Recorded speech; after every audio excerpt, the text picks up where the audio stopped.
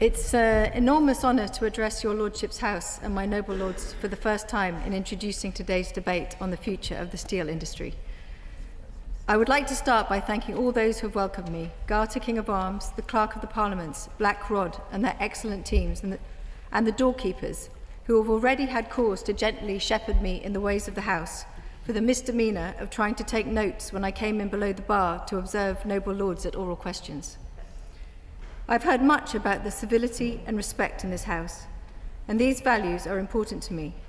The principle of airing arguments and debating positions openly and without rancour.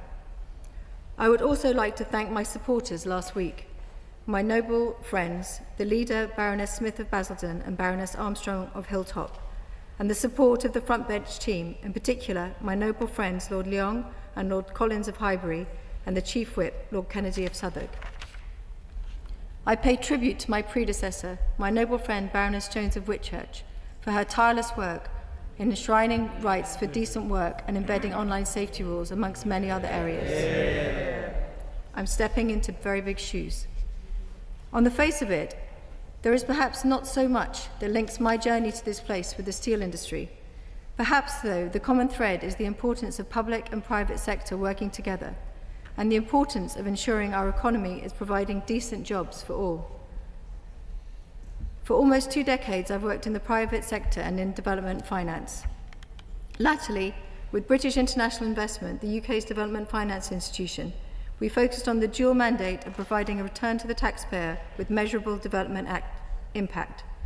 The businesses financed in emerging markets span major renewable infrastructure supporting the green transition, to manufacturing bringing value addition, to modern methods of agriculture, all underpinned with high ESG standards. I've had the pleasure of seeing what access to the internet can bring to women business owners in Nepal, the connectivity that upgraded port infrastructure can bring to businesses in Africa, and how wind farms in Pakistan can be protected against floods through resuscitation of mangroves, at the same time bringing back fishing stocks for local fishermen. Much earlier in my career, I had the privilege of working for the former Prime Minister, now Sir Tony Blair. I was guided by many in this House, notably my noble friends Baroness Hunter of Auchenrock and Lord Wilson of Sedgefield and later Baroness Morgan of Huyton. That taught me the importance of rooting positions in facts as well as political arguments, but also that strong teams are built on laughter and mutual support as well as hard work. When it came to choose the title I would take upon joining the House, I must admit I struggled a little. I was born in the south of England and have family roots in Wales. I enjoy nature, hiking and the living world, and I live in South London. I have over the past years learned more about its local history, the Great North Wood, that is still a corridor between the parks of Brockwell, Sydenham Woods and Crystal Palace. I was intrigued by the waves of development and gradual urbanisation. I wanted something that connected the living environment, history and the places I live, and the somewhat mythical River Effra came to mind. Its course traced many of the places I have walked with our dog and family, and though now enclosed, feeds into the Thames, close to my cycle route to work. I would also like today to extend a warm welcome to my noble friend, Lord Stockwood, who will also give his maiden speech today. He brings extensive practical business experience to the House. Together, we serve a government which recognises that a strong economy must rest on strong foundations, whether that's our defence capability, energy security, or our domestic steel capacity, which we're discussing today. That's why, earlier this year, when the future of British Steel was in jeopardy, we took decisive action to support continued steel production at Scunthorpe. We said that we could not and would not let the fires in the blast furnaces be extinguished. And we protected the 2,700 employees whose jobs were at immediate risk, the steel-making communities whose future depends on British Steel's success. My Lords, we have stayed true to our word. Since our intervention in April, we have worked tirelessly to secure raw materials and avoid the blast furnaces having to close prematurely due to insufficient supplies. We have made roughly £270 million available as working capital for British Steel. That predominantly covers raw materials, salaries and invoices from SMEs in the supply chain. in other words, essential expenditure. Keeping workers safe and protected is our #1 priority. Indeed, the government has spent almost £4 million on safety critical matters at British Steel since April. This expenditure will form part of the overall cost of the intervention and be included in the Department for Business and Trade's accounts for 2025-2026. My Lords, British Steel has been working hard to reverse declining production, and in recent months, the company, with government funding, has been hiring new staff, including apprentices, to ensure the safe and continued operation of the blast furnaces. Our focus now is on working with Jingye to find a pragmatic, realistic solution for the future of the company. Once that solution is found, we can terminate the directions issued to British Steel and make a statement on the need to retain or repeal the Special Measures Act. Our ambition is to secure the long-term viability of steelmaking at Scunthorpe, and indeed the UK steel sector as a whole.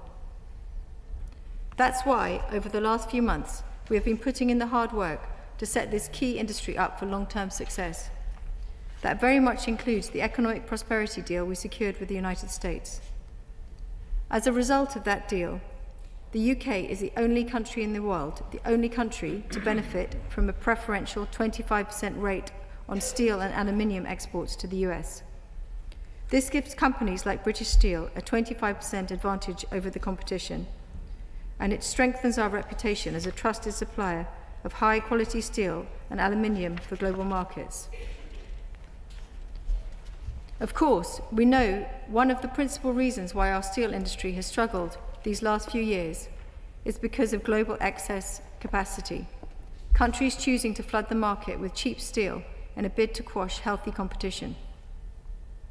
We are calling that practice out. Indeed, earlier this month, I joined ministers from partner countries at the Global Forum on Steel Excess Capacity in South Africa.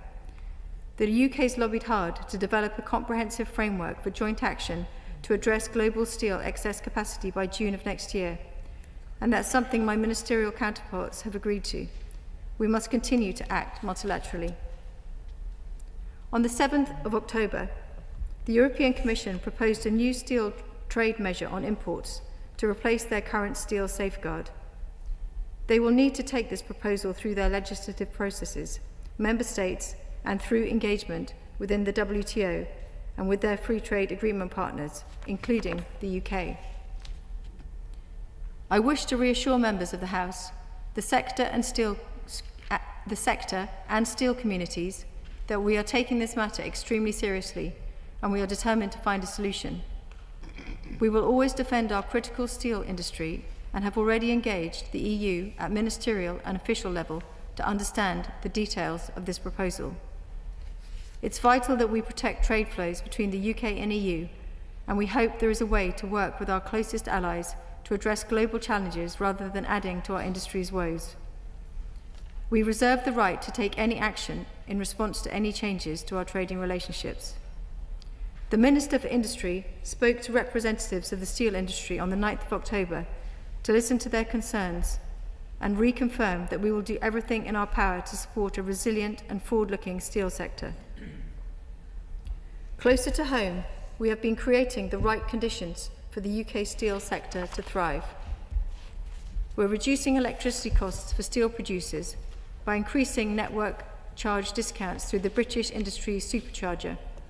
We're strengthening current steel safeguard measures to support our producers while ensuring the UK maintains a steady and reliable supply. And we're fulfilling our promise to create a pipeline of big infrastructure projects. Take the third runway at Heathrow. This will demand at least 400,000 tonnes of steel, primarily to reinforce concrete beneath tarmac. That's 8 times the amount of steel used in the Sydney Harbour Bridge. I know the House will agree with me that when construction firms are building roads, runways and railways here in Britain, they should make full use of British steel wherever they can. Indeed, that's why we have changed government procurement rules. Our new steel public procurement notice will ensure that UK-made steel is considered for all public projects. And we're building on this momentum. we intend to publish a new steel strategy for the UK. The industry will require investment, modernisation and decarbonisation in order to compete in the global economy. To that end, we accept the need to look seriously at options for primary steelmaking in the UK. Late last year, we asked independent experts from the Materials Processing Institute to conduct a review into the viability of future primary steelmaking technologies. Their findings and recommendations will also be published soon. It goes without saying that we would want to retain this capability here in the UK, but we have to be realistic. There has to be a strong business case with the private sector, not British taxpayers, leading the charge.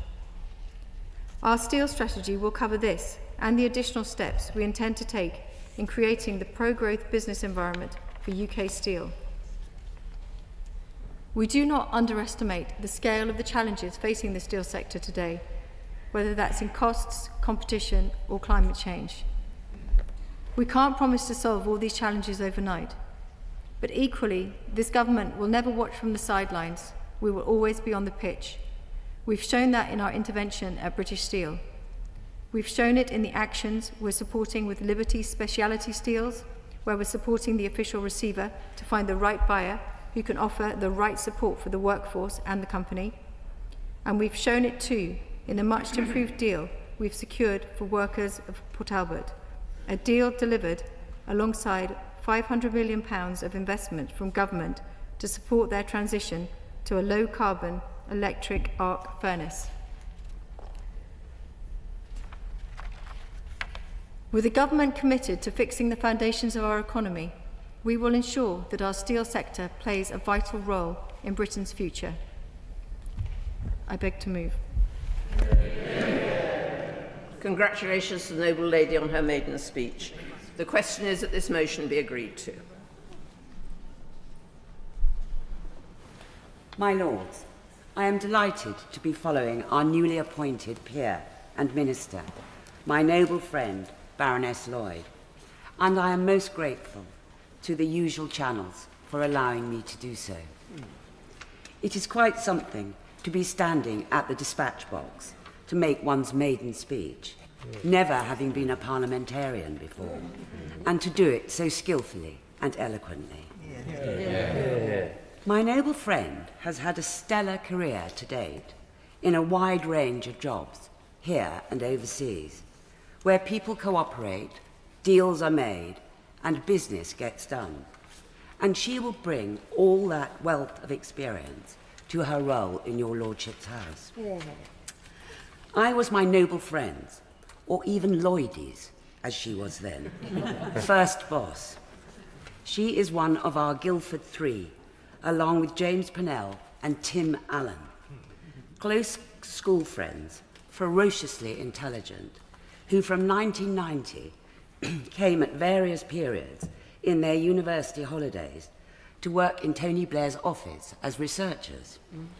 She joined us permanently in 1993, aged 23, and stayed the entire course, one of the most consequential individuals of the Blair administration. My noble friend can grasp and synthesize detail, conscious of the bigger picture. She is not noisy or showy, but firm and straight, clear and crisp. She still has the face of an angel.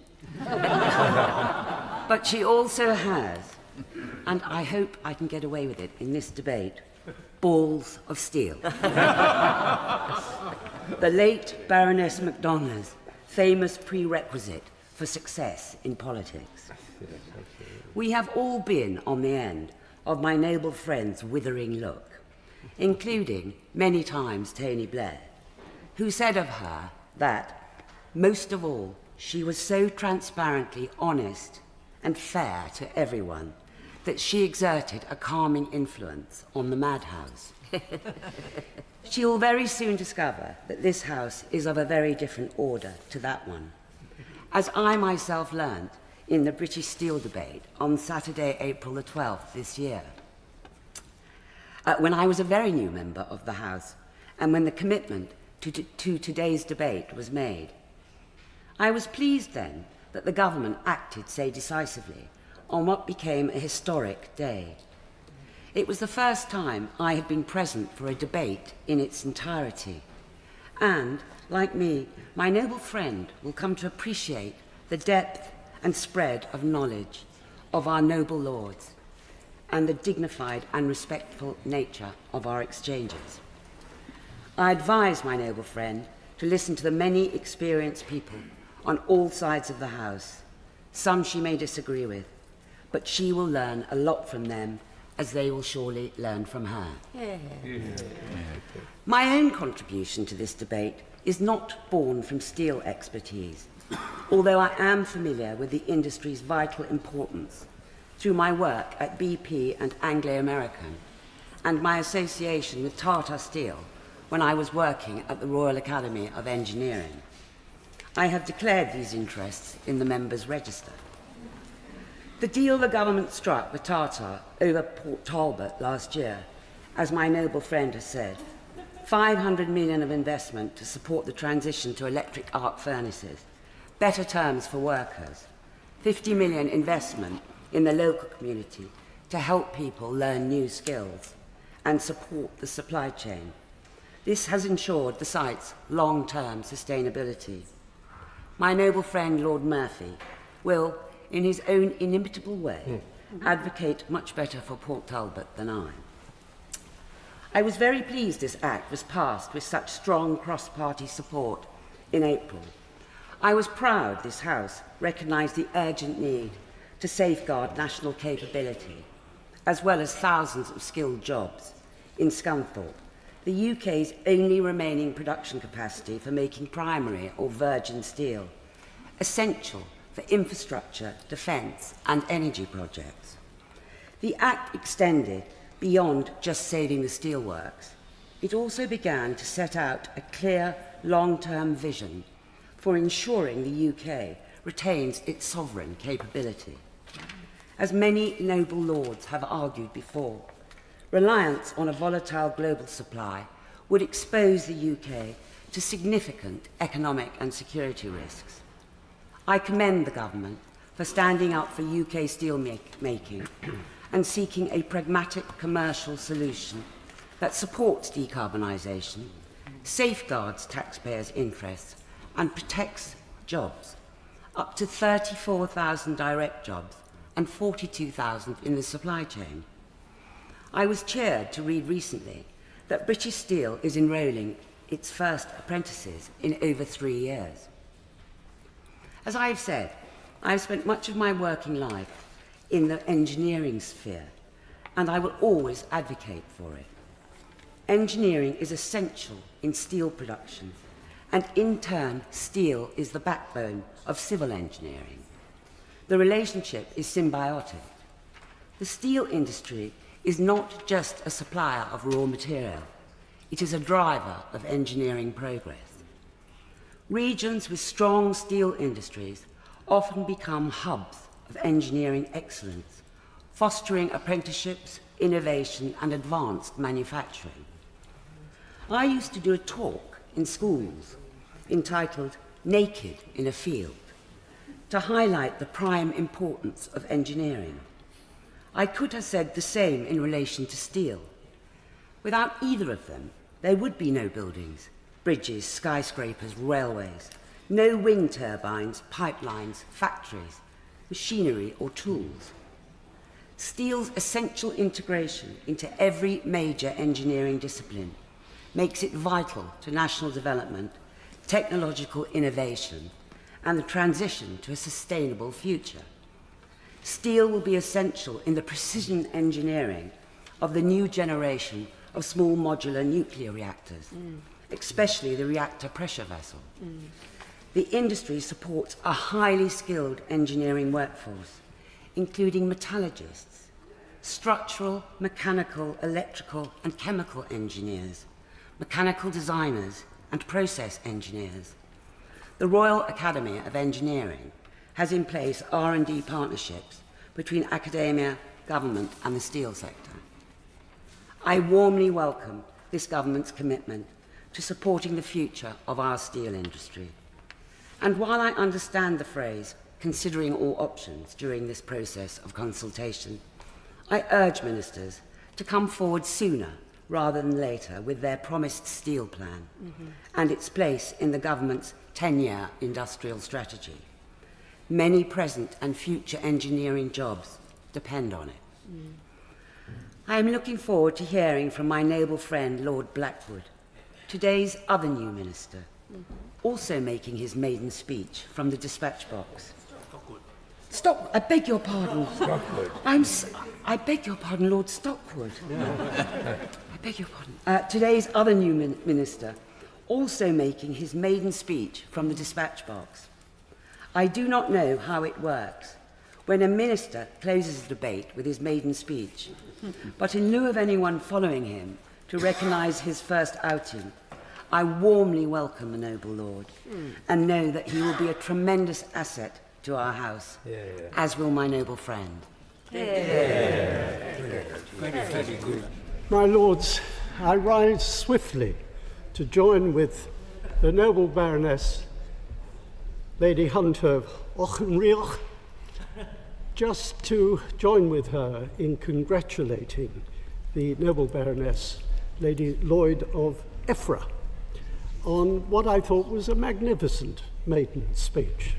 If I'm allowed to say that, and I'll return to the content in a few moments, because it gives me also an opportunity to join with the noble Baroness in praising the government chief whip for having agreed to this debate.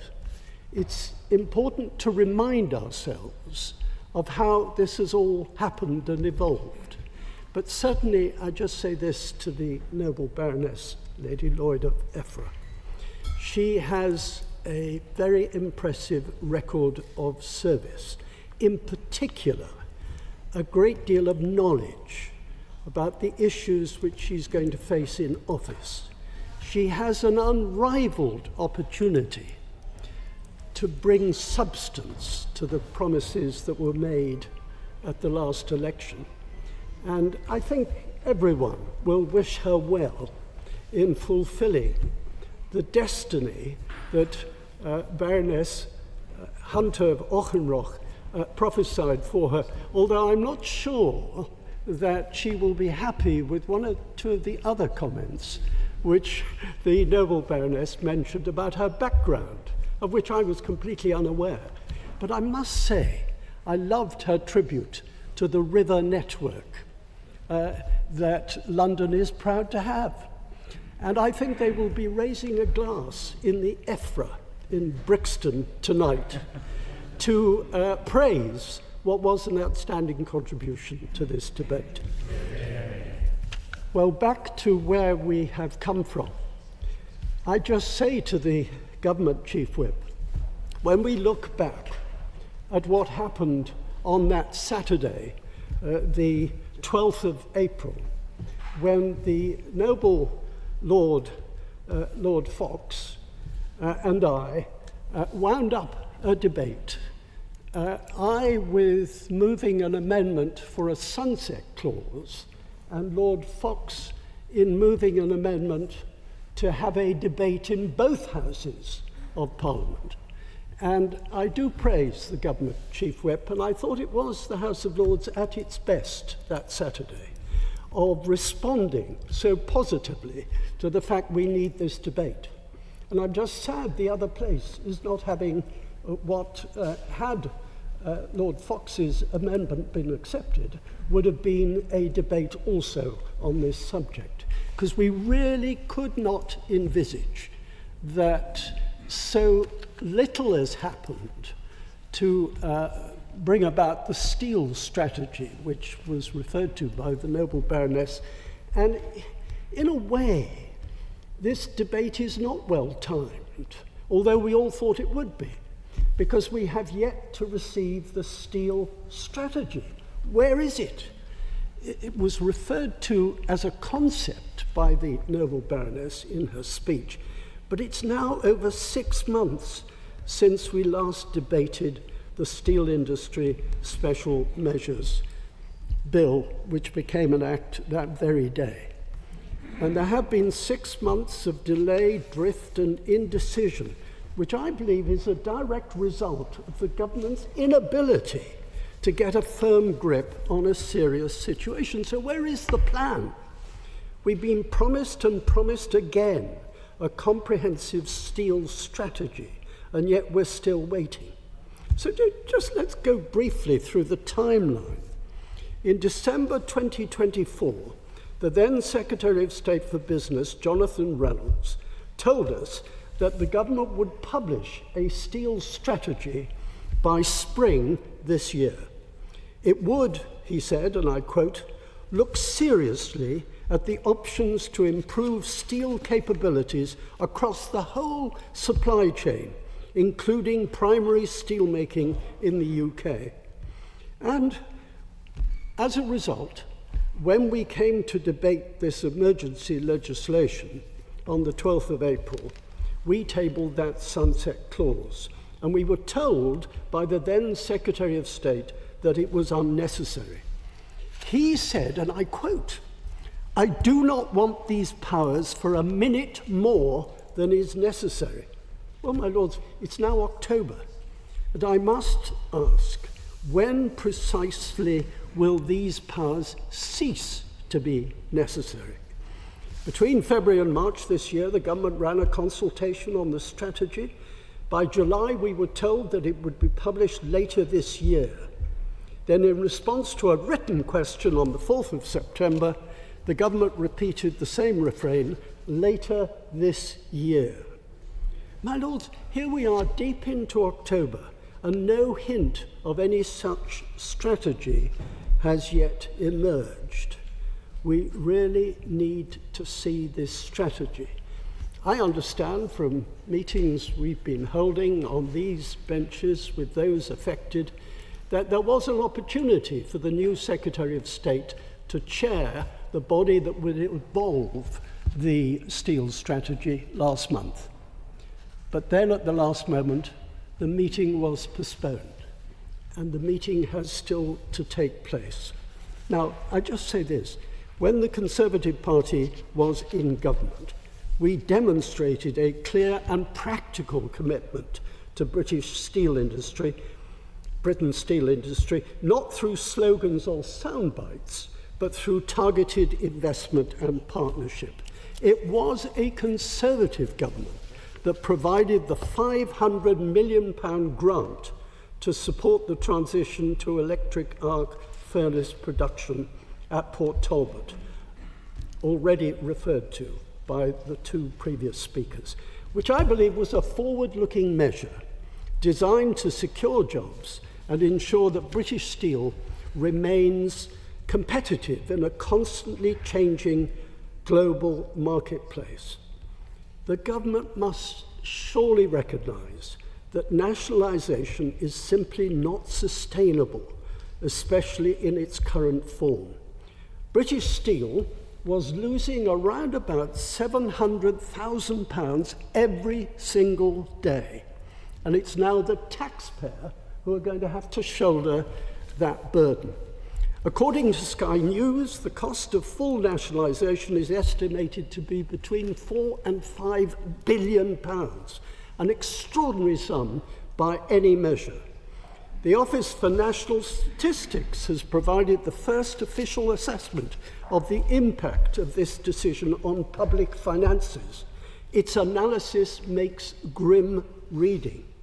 The ONS concluded that the move to nationalise British Steel will increase public sector net debt by approximately £600 million, with a further £900 million of financial pressure expected under the government's own preferred fiscal measure. So, nationalisation is not a solution. It's a ruinously expensive illusion. It places an enormous burden on the public purse while offering no credible plan for long-term competitiveness in one of our strategic industries. I hope all sides of the House will agree that we want to have a strong industrial base in Britain. The strength of our industry determines the strength of our economy, our communities, and indeed our nation. Yet this government's approach since the election has shown a profound misunderstanding of what it truly means to build that strength. And what the government does is, I fear, as damaging as what it fails to do. A whole series of policies are combining to make the United Kingdom an increasingly unattractive, frankly unaffordable place to invest in. I do, of course, refer to the jobs tax, so-called, the ill-conceived unemployment bill, which will be returned to next week, rejected almost universally by business, and the government's rigid ideological pursuit of net zero targets, pursued without realism or regard for competitiveness. US Steel has stated that the US steel industry UK Steel has said that it has a hand tied behind its back as it faces electricity prices up to 25% higher than its European competitors, let alone its global counterparts. Uncompetitive power prices pose a threat to jobs, future investment, and threaten to harm the government's own net zero. Just 3 days ago, the United States ambassador to the UK, Warren Stevens, said he had told the Prime Minister directly that if the UK aspires to attract more foreign direct investment from the United States, we have to lower our energy costs. So he went on to say, and I quote him verbatim, "When I meet with British business leaders, whether on AI, technology, agriculture, or manufacturing, the message is the same. High energy prices are holding back growth." We've already had a reference to Sir Tony Blair. Not a man who's always echoed the Conservative Party on economic matters, but he's today quoted as urging the government to scrap their arbitrary clean power targets, a moment of clarity that ministers would do well to heed, in particular the noble Baroness, the Minister. We understand, my lords, there are global challenges, of course, given China's approach of heavily subsidising its steel industry. We know it makes it difficult for British steel companies to compete. The imposition of tariffs by the European Union is also unhelpful. While we may recognise that some forms of state aid can incentivise private sector investment, ministers must be cautious about introducing large subsidies, all paid for by the taxpayer. Subsidy, especially excessive and sustained subsidy, inevitably distorts markets and leads to misallocation of capital as resources are lured towards the production of inherently uncompetitive goods and services. The World Trade Organization, to which we've all already heard, we just need to know what further discussions have taken place with the World Trade Organization since, during the UK's statement at China's trade policy review, the UK statement said, and I quote, "We call on China to rejoin international efforts to remove market-distorting subsidies which support excess capacity in steelmaking." So what's the government going to do? We look forward to the maiden speech of the noble Lord Stockwood. What does the government intend to do to exert greater pressure through the WTA to ensure China addresses the harmful and distorting subsidies? The foundation of a strong industrial base, whether in steel or in any other vital sector, lies in lowering the cost of production and creating the conditions in which businesses can compete and thrive. The principal challenge of our age in steel production is a technological one, but the necessary new technologies are now emerging, and we must decide whether we want to be at the forefront of them. If we want steel production, be it new steel or recycled steel, to become greener, we shall need more electric power, lots and lots of it, and at a price which is truly competitive. That will require investment and a truly national effort. Unfortunately, my lords, I believe this government is willfully making the UK increasingly unattractive for both domestic and foreign investment, threatening skilled jobs across the country. My lords, steel is essential not only for our infrastructure and economic development, but also for our national defence. I'm so glad that there is now some form of consensus across the parties that this is a question not only of emerging technologies, subsidies and tariff policy, but also of steel security. The government has got to create an economic environment in which the steel industry, indeed all industries, can thrive, expand and flourish, not merely hunker down and survive. The forthcoming budget in November and the long-delayed steel strategy has got to contain concrete measures to reduce long-term energy costs, restore our competitiveness, and give British industry the stability and confidence it so urgently needs.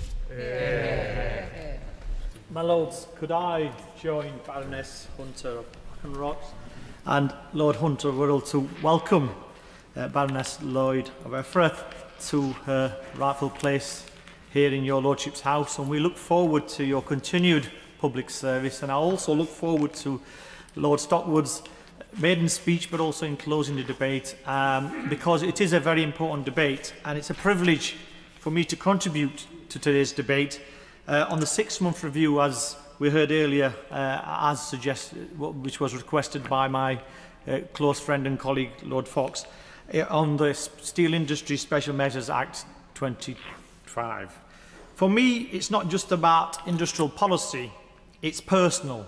I grew up in Sheffield, the steel city. My grandfather melted the ore, my uncle rolled the slabs, and my father worked the lines. The clangs of the metal, heat of the furnaces, and the proud and skilled labour shaped my childhood. Steel isn't just an abstraction for me, it's part of my family history and story. That's why I feel so strong that the United Kingdom must retain a viable, resilient steel industry. As one respected industry leader recently reminded me earlier this week, that we can import most of what we need, but doing so would make us vulnerable, waste vast quantities of scrap metal we produce each year, and send the wrong signal about Britain's commitment to manufacturing. So the House of Lords Library, my lords, the briefing that we got, makes it clear that the Act was born out of urgency earlier this year. When British Steel at Scunthorpe was on the brink of collapse earlier this year, the government stepped in with emergency powers to protect our last remaining blast furnace capacity. Those powers allowed ministers to direct operations, secure the supply chains and prevent mass redundancies. It was an extraordinary step, but also a necessary step. Losing that capability would have meant losing control of the foundations of industry, critical to our infrastructure, defence and energy transition. 6 months on, it is right that we take stock. The government deserves credit for acting quickly. The immediate goal to keep the furnaces operating and safeguarding jobs was achieved. Production at Scunthorpe continues. Apprenticeships have been resumed and the supply contract with Network Rail has been secured. Support has been evident elsewhere, in Wales with Tartar's transition plant at Port Talbot, and in South Yorkshire where the government ownership of Sheffield Forge Masters and the stabilisation of Liberty Steel assets has provided a vital safety net. These steps have kept the industry alive, but survival alone is not enough, my lords.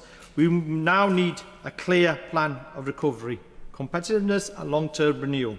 The truth, my lord, is that the steel industry remains fragile. For decades, successive governments have allowed competitor nations to erode our manufacturing base. The global market is oversupplied.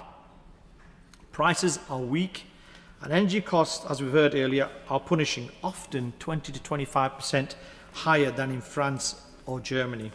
At the same time, China has used steel production as an instrument of economic power, flooding world markets and depressing prices. British producers are fighting simply to stay afloat, unable to generate profits needed to modernise and decarbonise. We cannot allow that cycle of decline to continue. We must now focus on the right structures for a sustainable, competitive steel industry. And I give an example of one resolution of the current distribution and manufacturing capabilities that could be possible. Flat production centred at Port Talbot, long production anchored in Scunthorpe, and specialist and high-grade steel concentrated in South Yorkshire, building on the expertise of Sheffield Forge Masters and the wider cluster of firms in and around the city. This balanced configuration would make the best use of our regional strengths and existing infrastructure while preserving critical national capabilities. In my own region, there's a real chance to build a coherent future. The assets of Sheffield Forge Masters, Liberty Steel and other local producers could be aligned to optimise production and share investment in technology and skills. Therefore, I call on the government to establish a South Yorkshire Steel Task Force, bringing together industry experts, local authorities, trade unions and private investors. Its jobs should be to develop a plan for collaboration, modernisation and growth across the cluster, and obviously something similar could also happen around Scunthorpe and in South Wales. We have the skills, the traditions and the engineering excellence. What we need is coordination and commitment. As we look beyond stabilisation, my lords, there are three key priorities that must shape government policy: competitiveness, decarbonisation and the investment environment. So let me start with the first. The single greatest burden on UK steelmakers remains energy prices, as we heard earlier. Unless industrial electricity costs are bought in line with those of our European competitors, we will never achieve a level playing field. I call on the government to act decisively, whether through long-term pricing arrangements, industrial tariffs or other measures, to ensure energy is affordable and predictable. This is essential if the industry is to plan investment and attract private capital. Let me move to now to decarbonisation. Steel amounts to around 13% of UK's manufacturing emissions. Transition to cleaner processes is non-negotiable, my lords. But that shift from blast furnaces to electric arc furnaces and ultimately to a hydrogen-based steel making requires huge upfront investment. Government support must therefore be sustained and strategic. Capital grants, tax investments and partnerships that enable the sector to innovate rather than retreat. Britain should be lead the world in low-carbon steel, not watch others do it first. And in terms of investment and ownership, once stability is achieved, it is right that most of the industry should return to private ownership, the exception being Sheffield Forge Masters, whose defence role justifies continued public ownership. But no private investor is going to commit funds unless they have confidence in the policy environment. That means predictable regulations, fair trade policy, access to affordable energy, and an ultimate signal from the government that steelmaking in Britain is a long-term future. We must not forget the people and the communities, my lords. Behind these furnaces, when a steelwork closes, it's not only a plant that closes, it's the community that unravels. And I know that from my own experiences, as my father lost his job in the Sheffield steel industry in the 80s. Therefore, the government should learn from past mistakes and ensure that regional regeneration, retraining and skills investment are embedded in every stage of this transition. And South Yorkshire in particular can become a centre for advanced and green steel technology, combining our historic expertise with the jobs for the future. The United Kingdom produces millions of tonnes of scrap metal each year, yet we export much of it, only to import finished steel back. That makes little economic or environmental sense, my lords. A modernised steel sector could turn that scrap into high-value products here at home, supporting a circular economy and reducing our dependency on volatile international markets. Retaining steel-making capability is not a matter of national resilience, it's also a matter of national resilience, my lords, but for railways and shipbuilding to wind turbines and defence equipment, steel remains a silent foundation of modern life. If it is not made of steel, my lords, steel has almost certainly been used in its making. The Steel Industry Special Measures Act gives significant powers to ministers, including the ability to direct private operators and in extreme take control of assets. These powers were justified in an emergency, but they must remain temporary, transparent and proportionate. We must now move from emergency intervention to a strategic renewal, my lords, for crisis management to confidence building. My lords, the respected the industry leader that I quoted at the start concluded, stabilising UK steel industry is essential, but unless the wider environmental allows manufacturing to compete globally, we will find ourselves back in crisis. That warning must be heeded. We cannot keep repeating the same cycle of decline, rescue and retreat. Steel built this nation, my lords. Its bridges, its railways, its factories, its ships. It gave dignity and purposes to places like Sheffield, Scunthorpe and Port Talbot. It can also help build the low-carbon, high-tech Britain of the future if we choose to back it. So let's turn this 6-month review into a new beginning. Let's give our steel community stability, investment and respect they deserve. Very good. Brilliant. My Lords, the debate on Steel Industry Special Measures Act 2025, at the outset, let me congratulate the Minister, Baroness Lloyd, on her excellent maiden speech, and I look forward to the maiden speech of Lord Stockwood. My Lords, I chair the Manufacturing Commission, and manufacturing used to make up 30% of GDP in the UK in the 1970s. Now it makes up less than 10%. And yet, the UK, with less than 1% of the world's population, is the 11th largest manufacturer in the world in absolute terms, and that to high-quality manufacturing.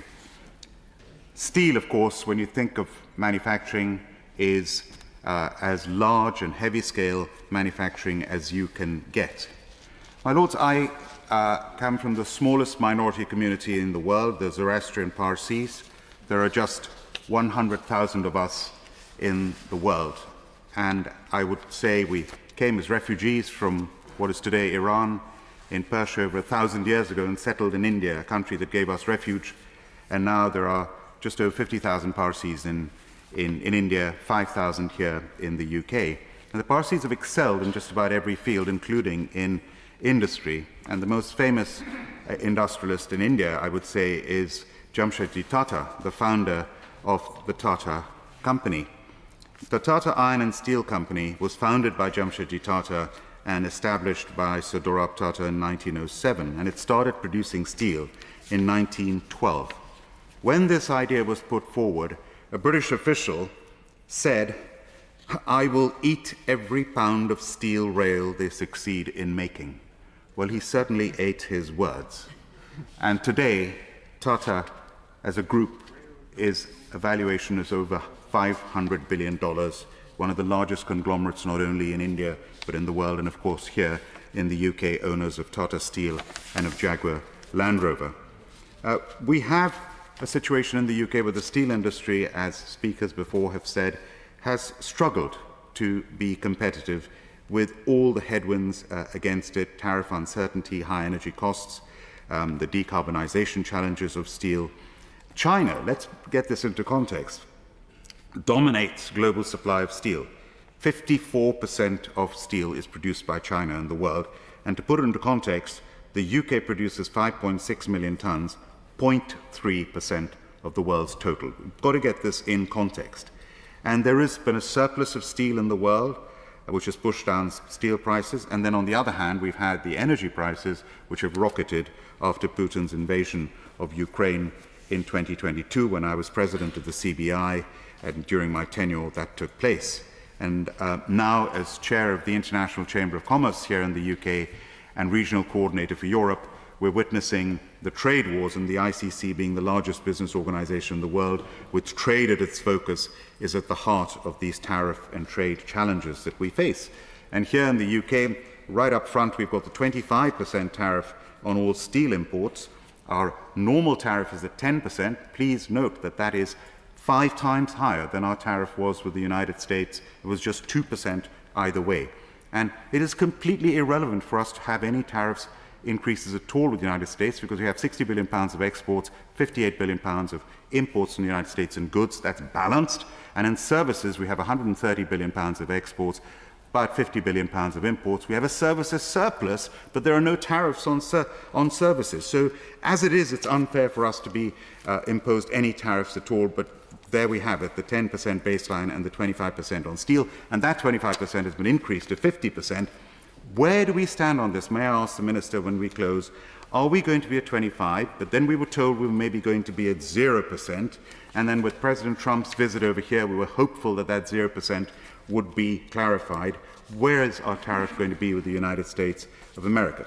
And of course, the other point is that being such an energy-intensive operation, manufacturing steel, our energy costs, sadly, are some of the highest in the world, and certainly the highest in Europe. We pay 25% more for energy than our competitors in France and Germany, and you can quantify this in various ways, but it's millions of pounds more.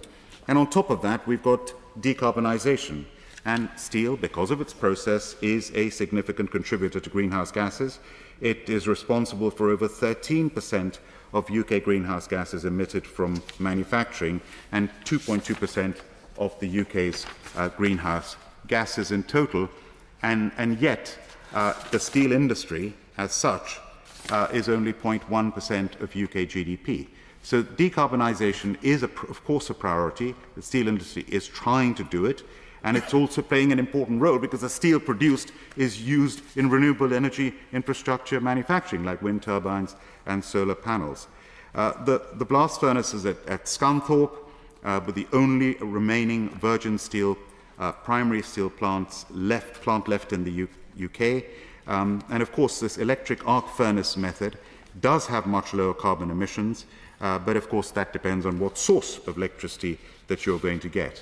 The bill has, going through Parliament, there were issues raised by many. I mean, Reform UK on the one hand called for an immediate nationalisation of the British steel industry. I think that the government, the sunset clause was called for by the opposition. Would the Minister consider that a sunset clause might be required? But the emergency measures were taken and the steel industry saved. And parliamentary scrutiny. I mean, every 4 weeks we now get a report. Will we have some sort of an annual review of this procedure? And the good news is that British Steel is seeking now to enrol apprentices over the next 3 years, which is excellent. The cost to the taxpayer now is almost £200 million, but we have saved something. And of course, all the SMEs in the supply chain have also benefited.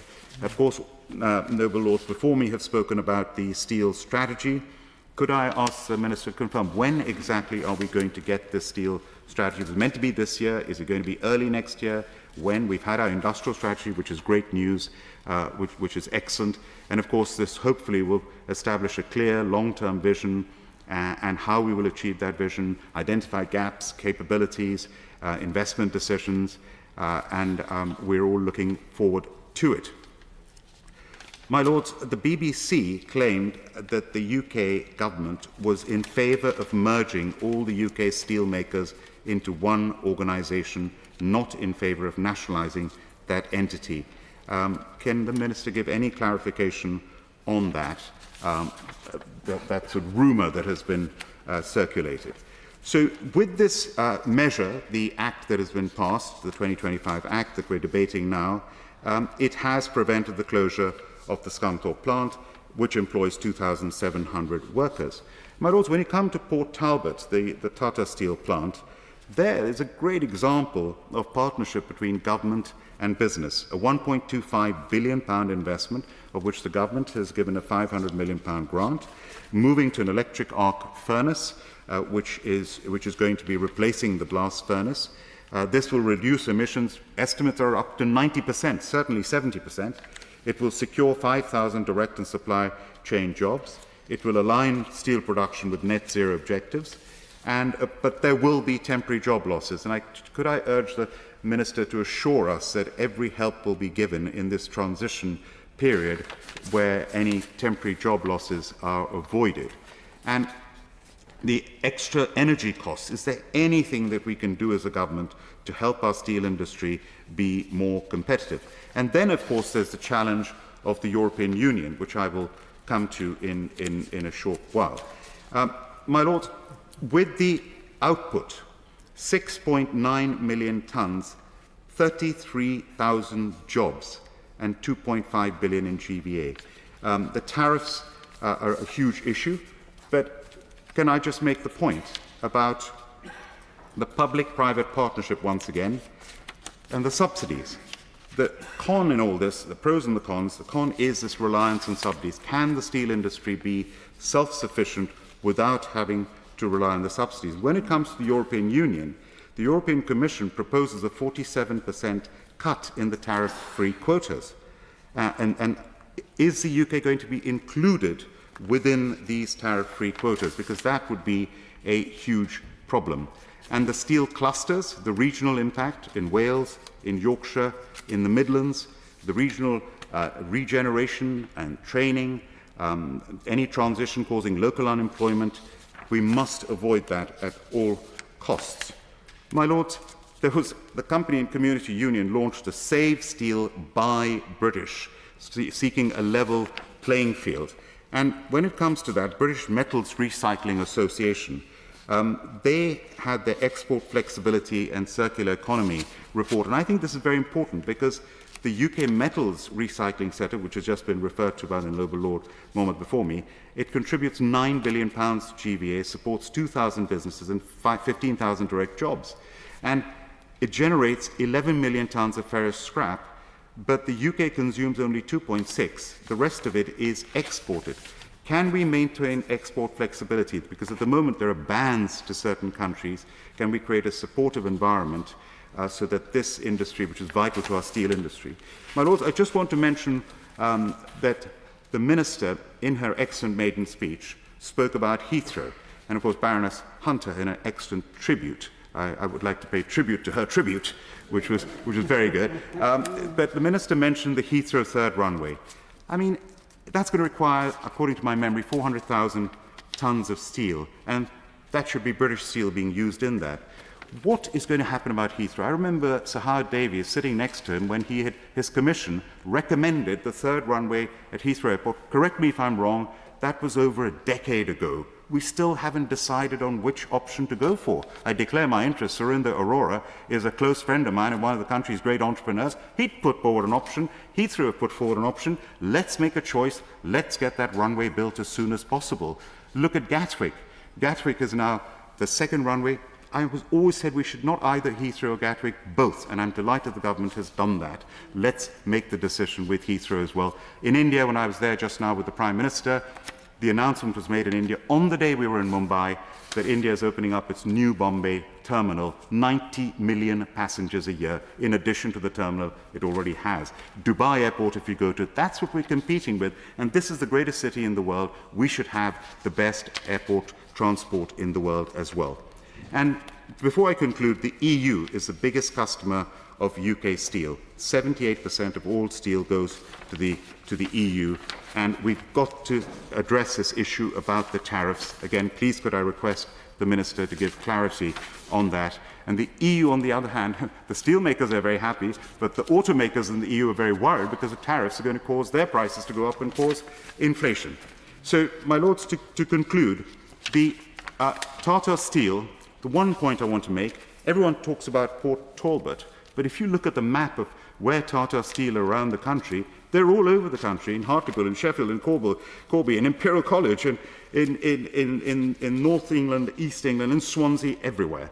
And that point is very important to make, that the steel industry is not just one or two places, it affects the whole of the United Kingdom. It's one of the most important industries to our country, and I'm delighted that the government is giving it top priority. My Lords, can I begin by paying tribute to my noble friend, Baroness Lloyd.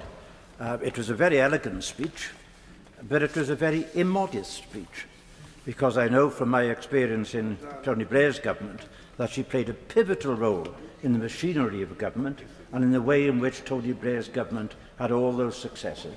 So I pay tribute to her, wish her well, remind her that it is extremely unusual to make a maiden speech from the dispatch box, and I am sure she'll do a great job in the position she now holds. And may I also look forward to Lord Stockwood's speech. At the end of this debate, important debate on steel, he too has had a distinguished career in business, and I'm sure he'll be doing a great job in the position that he now holds as well. My life has been mixed up in steel for nearly 70-odd years. My great-grandfather came from Ireland to work in the steel industry in my constituency of Torvine, which itself was instrumental in developing the Bessemer process for steel making. We had a steelworks, Panthaig, which made great stainless steel, linked as it was to Sheffield. And for 15-odd years, I taught in Ebervale, in the college there, which relied almost exclusively upon the steel industry and people who worked in it. But when that great steelworks in Ebervale closed, the whole community was blighted and devastated. We look now, and I'll come to it in a few moments, at Port Talbot, and there, of course, their community relies so heavily on steel. And in Wales, north and in south, coal and steel were our communities. And so it isn't simply an issue of economics. It's an issue of how, in Wales's case, the whole country was dependent on these industries for employment. Now, we have Tata in Port Talbot, in Llanwern, and in Trostry. Just three, some smaller ones elsewhere. But by comparison with many years ago, it's very different. Back in 2001, when I was the Secretary of State for Wales, I and Stephen Byers, who was then the Trade and Industry Secretary, tried to save lots of that steel industry from the cuts made by Chorus at the time. We partly failed, but we partly succeeded as well. And the point of all that was that this was the government, the state, trying to help our greatest industry in many ways. Not very successfully, but we did our bit and we managed to keep the industry going. Now, I was very interested to hear Lord Hunter Whittle's remarks.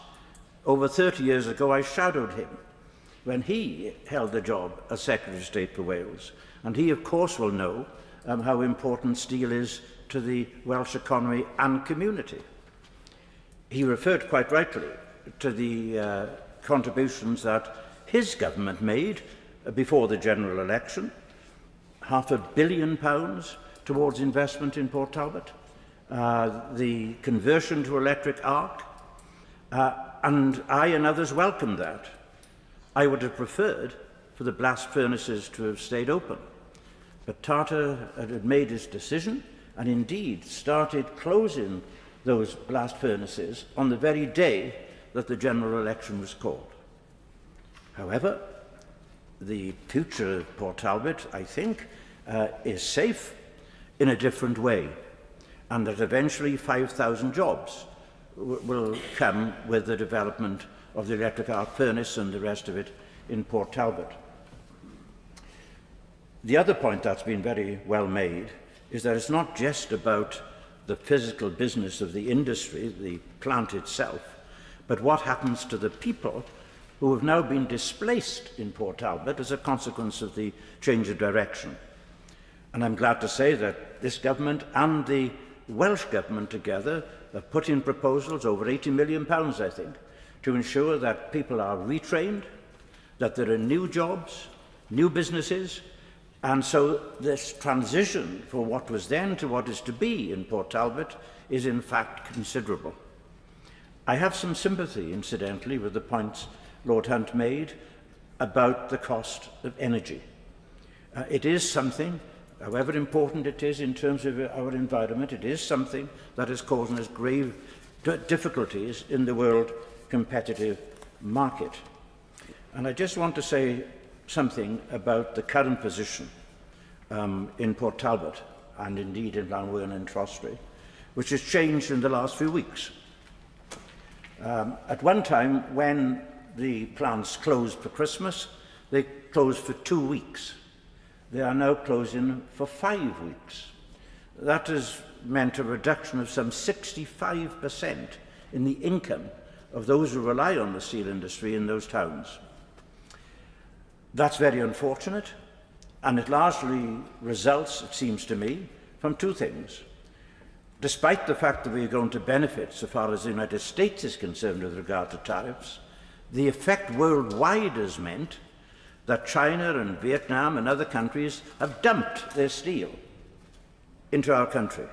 And this has an adverse effect, obviously, on our old steel industry. Coupled with that is the very bad decision, in my view, of the European Union to impose a 50% tariff on steel from this country. And the combination of both those things has meant what I have just described in Port Talbot, in a reduction of the workforce working over Christmas. And so what's to be done? It seems to me the government has got a very significant task. First of all, to try and ensure that we can avoid the dumping of steel in our country. If that involves income tariffs, so be it. And of course, there should be considerable negotiations with the European Union on whether in fact they can reduce that 50% tariff to help save our jobs in the steel industry. I'm sure that my noble friend will do that. I'm sure that my constituency successor, the Right Honourable Nick Thomas Simmons, the Paymaster General who has duties with regard to our relationships with the European Union, I know is pursuing it as well. There's a lot to be done, a lot to be negotiated, and a lot relies upon it. No great country, least of all one which is member of the G7, can be without a great steel industry. And that, therefore, has to be saved. And no part of our country is more affected than the country that I come from and the constituency I come from in Wales. My Lords, may I join other noble lords in extending a very warm welcome to the Baroness Lloyd of Effra, particularly given her Welsh heritage, and to Lord Stockford. It's never easy coming into the Lords and straight onto the front bench, but I congratulate the noble Baroness on her excellent maiden speech and look forward to hearing more of her contributions. Her speech was welcome in its acknowledgement of modern methods of agriculture and green forms of energy generation, but was rather at odds with the thrust of this Act, which of course predates her introduction. Because the Steel Industry Special Measures Act 2025 has been presented to us as a lifeline, a bold intervention to protect jobs and revitalise Britain's steel sector. And of course I applaud those efforts to preserve those 2,700 jobs and to help keep those blast furnaces alight. But beneath its polished language lies a policy that risks entrenching inefficiency, draining public funds and stifling innovation. Let me begin by acknowledging the immense contribution of our steelworkers, particularly those in South Wales who've endured enormous uncertainty. And I particularly enjoyed the contribution of Lord Murphy of Torfaen, who emphasised the contribution of steel to the communities of South Wales. My father ran the steelworks in Cardiff, so its importance has particular relevance to me.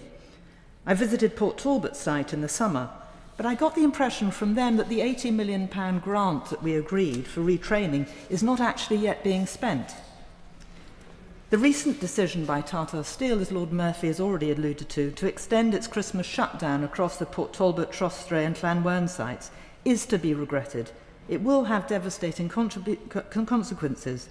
In some cases, steelworkers' pay may be down to 65% of normal earnings, leaving families struggling at precisely the time of year when they need money for heating and Christmas. Let me be clear, steel is vital to our economy. It builds our bridges, powers our industries and anchors communities across the nation. Yet the question before us is not whether steel matters, but whether this Act truly serves the future of steelmaking. Instead of investing in modernisation and sustainability, the Act prioritises short-term subsidies that prop up outdated plants and practices. Billions in taxpayers' money is being redirected to cover corporate losses without demanding real reform. Where are the binding conditions for green transition, digital efficiency or fair competition? None are adequately defined. We are instead pouring funds into a model that competes on volume rather than value.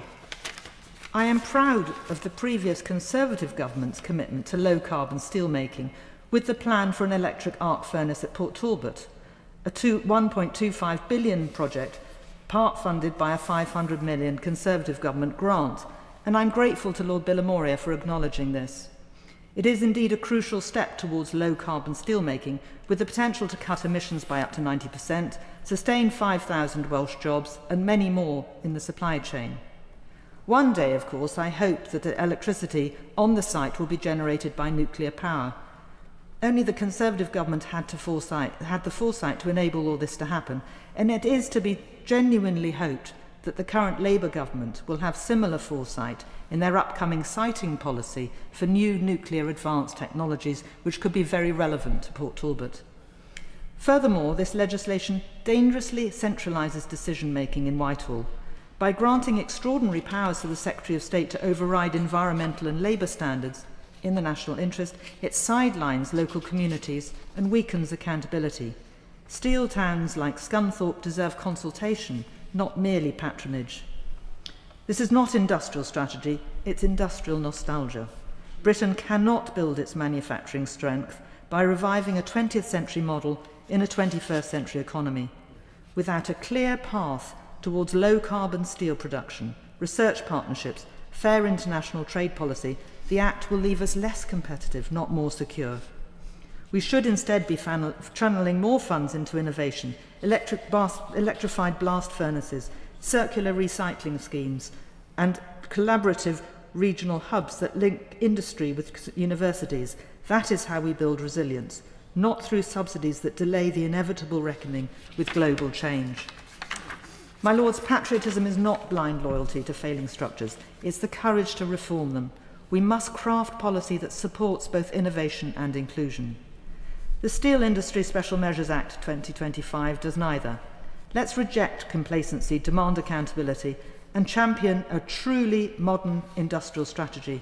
It's time to replace crisis management with the vision to move from reactive measures to a durable, just transition for British Steel that delivers not just for today's jobs, but for tomorrow's generations.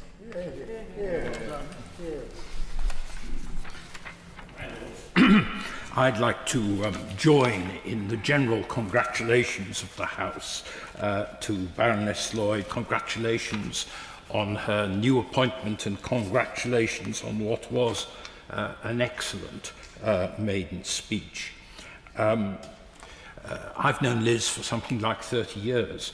I remember her coming as a bright young thing. She's still a bright young thing, of course. A bright young thing to our house in Kennington for a great party with a lot of the young people who were part of the Blair and Brown project, eagerly preparing for that government. And I worked for 7.5 years in number 10 Downing Street as a special advisor, and for quite a lot of them I was sitting opposite Baroness Lloyd when she was working on international development questions and I was working on Europe and defence. She's got a great background, but she's going to be a tremendous success in this House, I'm sure. I'm also looking forward to the maiden speech of Lord Stockwood. He's a successful businessman who's been a great philanthropist. And the one thing I know about him, at least I hope I'm right, is that he has a great attachment to the town of Grimsby. Now, I have only been to Grimsby once, and the reason I went to Grimsby because I had a great attachment to its former Member of Parliament, the Right Honourable Tony Crossland, who I went to Grimsby for the only time in my life to celebrate the 50th anniversary of his publication of The Future of Socialism, at which Ed Miliband was the guest lecturer. So anyone with associations with Grimsby, a community that suffered from the loss of its main industry in deep-sea fishing a long time ago, Lord Stockwood's commitment, I know, to community development there one of our young MPs, Keir Mather, told me all about it, and I think he's an excellent addition to our House. Now, on the subject of this debate, I think steel is a sovereign capability that we have to retain. I would like to see a public-private partnership developed, but if we have the only way of retaining the sovereign capability would be public ownership, then I would be prepared in exceptional circumstances to support that. I'm not a passionate public ownership man by nature, but I think that this would be essential. Several members have talked about the need for a plan for steel, and of course I agree. I like the idea of plans, but I think it is extremely difficult to do at the moment because of the global crisis in which steel is inevitably wrapped up. And it's not just a crisis to do with the steel industry, it's a crisis to do with manufacturing, like the car industry as well, and it's the outcome of the tariff war that President Trump has engaged in the world, with very, very high tariffs on exports to the United States for some countries, and particularly China. We have in any event a surplus capacity of steel in the world. Now, I remember when the European community faced this problem 30, 40 years ago, there was the Davignon Plan. Now, I think the Davignon Plan was actually quite successful in reducing overcapacity, but whereas we could have a Davignon Plan for Europe, I somehow doubt if we can have a Davignon Plan for the world that is likely to have much chance of success. And so what is happening is that people are imposing tariffs in Europe because they fear a flood of imports which could have gone to the United States coming to Europe, particularly in steel, but also in wider industrial sectors. So I consulted the trade union of the steel industry, and they sent me a briefing, community sent me a briefing on what is now going on. And what they say is this, and I want to read it out so that everybody is clear. The new measures proposed by the European Union would halve the overall quotas and double the import tariffs on steel outside of these quotas to 50%.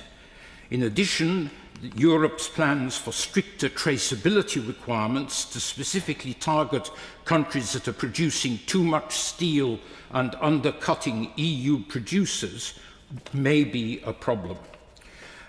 These measures will significantly reduce the UK's access to the single market, which is, and I emphasise here, by far our largest export market for steel, accounting for almost 80% of our exports. And therefore, that has to put in context the success of the bilateral agreement that we made with the United States. That addresses part of our export problem, but this is the central question as far as steel exports are concerned. Now, and they go on to say this will undercut UK businesses and cause further damage to our steel industry. So we have the potential situation in Britain where we are pouring in millions of pounds in support of a steel industry that finds its global markets severely blocked. and that is not a very sensible position. We have to find some way through this. Now, obviously, the best thing to do is to negotiate a good arrangement with the EU. But I suggest that that arrangement, having worked in Brussels for 3 years of my life and got to know intimately the tough types who run EU trade policy, who put the interests of the Union before anything else, right, quite properly, that they will say, unless you adopt the same measures as we are adopting, of 50% tariffs on exports from the rest of the world, or from imports from the rest of the world, why should we make any change in our policy? And so I'd like to ask our ministers what they see as, they call, the perspective for these discussions with the European Union, how they see themselves going, And I'd also like to make one point which perhaps people would expect me to make, given my background, is that it seems to me that we face potentially an economic emergency on tariffs. Why don't we just think about rejoining the European Customs Union? Why, it is the most obvious thing to do to protect our position. And I know we are very proud of the trade agreements that we have negotiated. I know we're very proud of that. But what I'd like to see is a cost-benefit analysis carried out in the next month or two about whether the benefits of an independent trade policy outweigh the losses we risk suffering, of which steel is a very, very prime example, by not being members of the EU Customs Union. Here. My Lords, I arrive with some trepidation looking across at the new minister, as we know that not only does she have the face of an angel, but also has balls of steel. I could apply both those descriptions, of course, to the noble lady Baroness Hunter as well, but I thought the minister made a wonderful maiden speech, so congratulations. She has a very tough decision to make, I think, in her current role. I'd also like to just mention or draw attention to the noble lords Mohammed and Murphy, because I worked in the British Steel industry during the 1980s for 10 years and have been at Penteg, Ebbw Port Talbot, and of course Tinsley Park and many of the mills in and around South Yorkshire. It has a huge emotional pull, doesn't it, the steel industry? It employed many hundreds of thousands of people and was one of our great industries for several hundred years. And we have come to a pretty pass today, if we're being honest. We're talking about the residue of a once great industry, but it is only the residue. And as I've listened to the debate today, I've thought it's a bit like Groundhog Day. We had all the problems of dumping steel back in the 1980s. We had the Japanese producing quality steel, taking all the steel going into the North Sea. We had Port Talbot that couldn't hit the quality standards for the Ford Motor Company at the time. We had the problems of Llanwern and Ravenscraig, two steel plants put in exactly the wrong place for political reasons. All these issues that we're sort of talking about today were present back in the 1980s as well. And so I would ask the Minister that she should be thinking about the viability not just of Scunthorpe, the work at Scunthorpe, but look at Port Talbot. Is the hot mill competitive today? I'm not sure that it is. All the money that should have gone into the Port Talbot hot mill went into the Hoogevens plant in Holland for many years.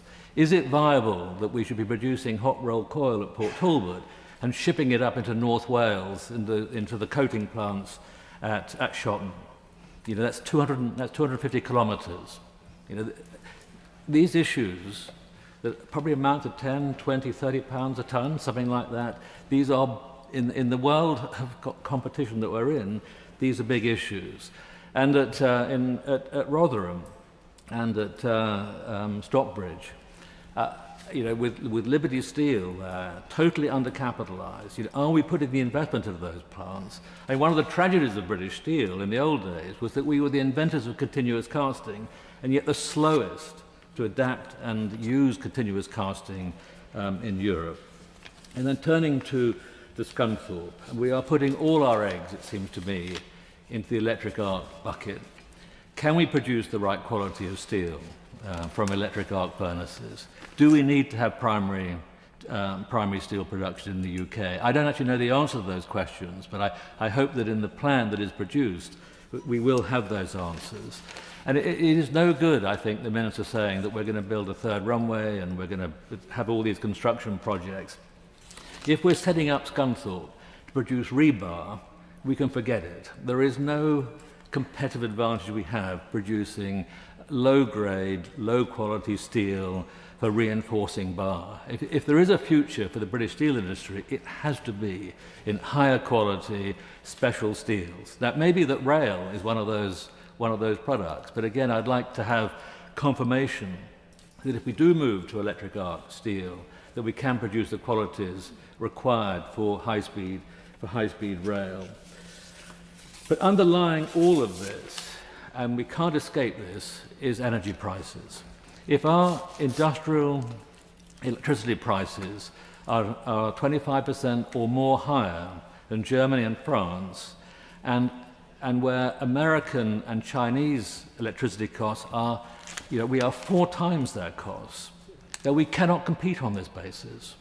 And we can't pour more taxpayers' money into the steel industry if we don't give the steel industry a chance of being competitive. So I do think we have, the government has some very important trade-offs to make. We all want green steel. We all want to reduce carbon emissions. But what is more important? Is it growth and employment, or is it reducing carbon emissions? Now, it's not always as obvious a trade-off as that, but the government is committed to growth, rightly in my view, because only by getting economic growth are we going to have any choices in the future.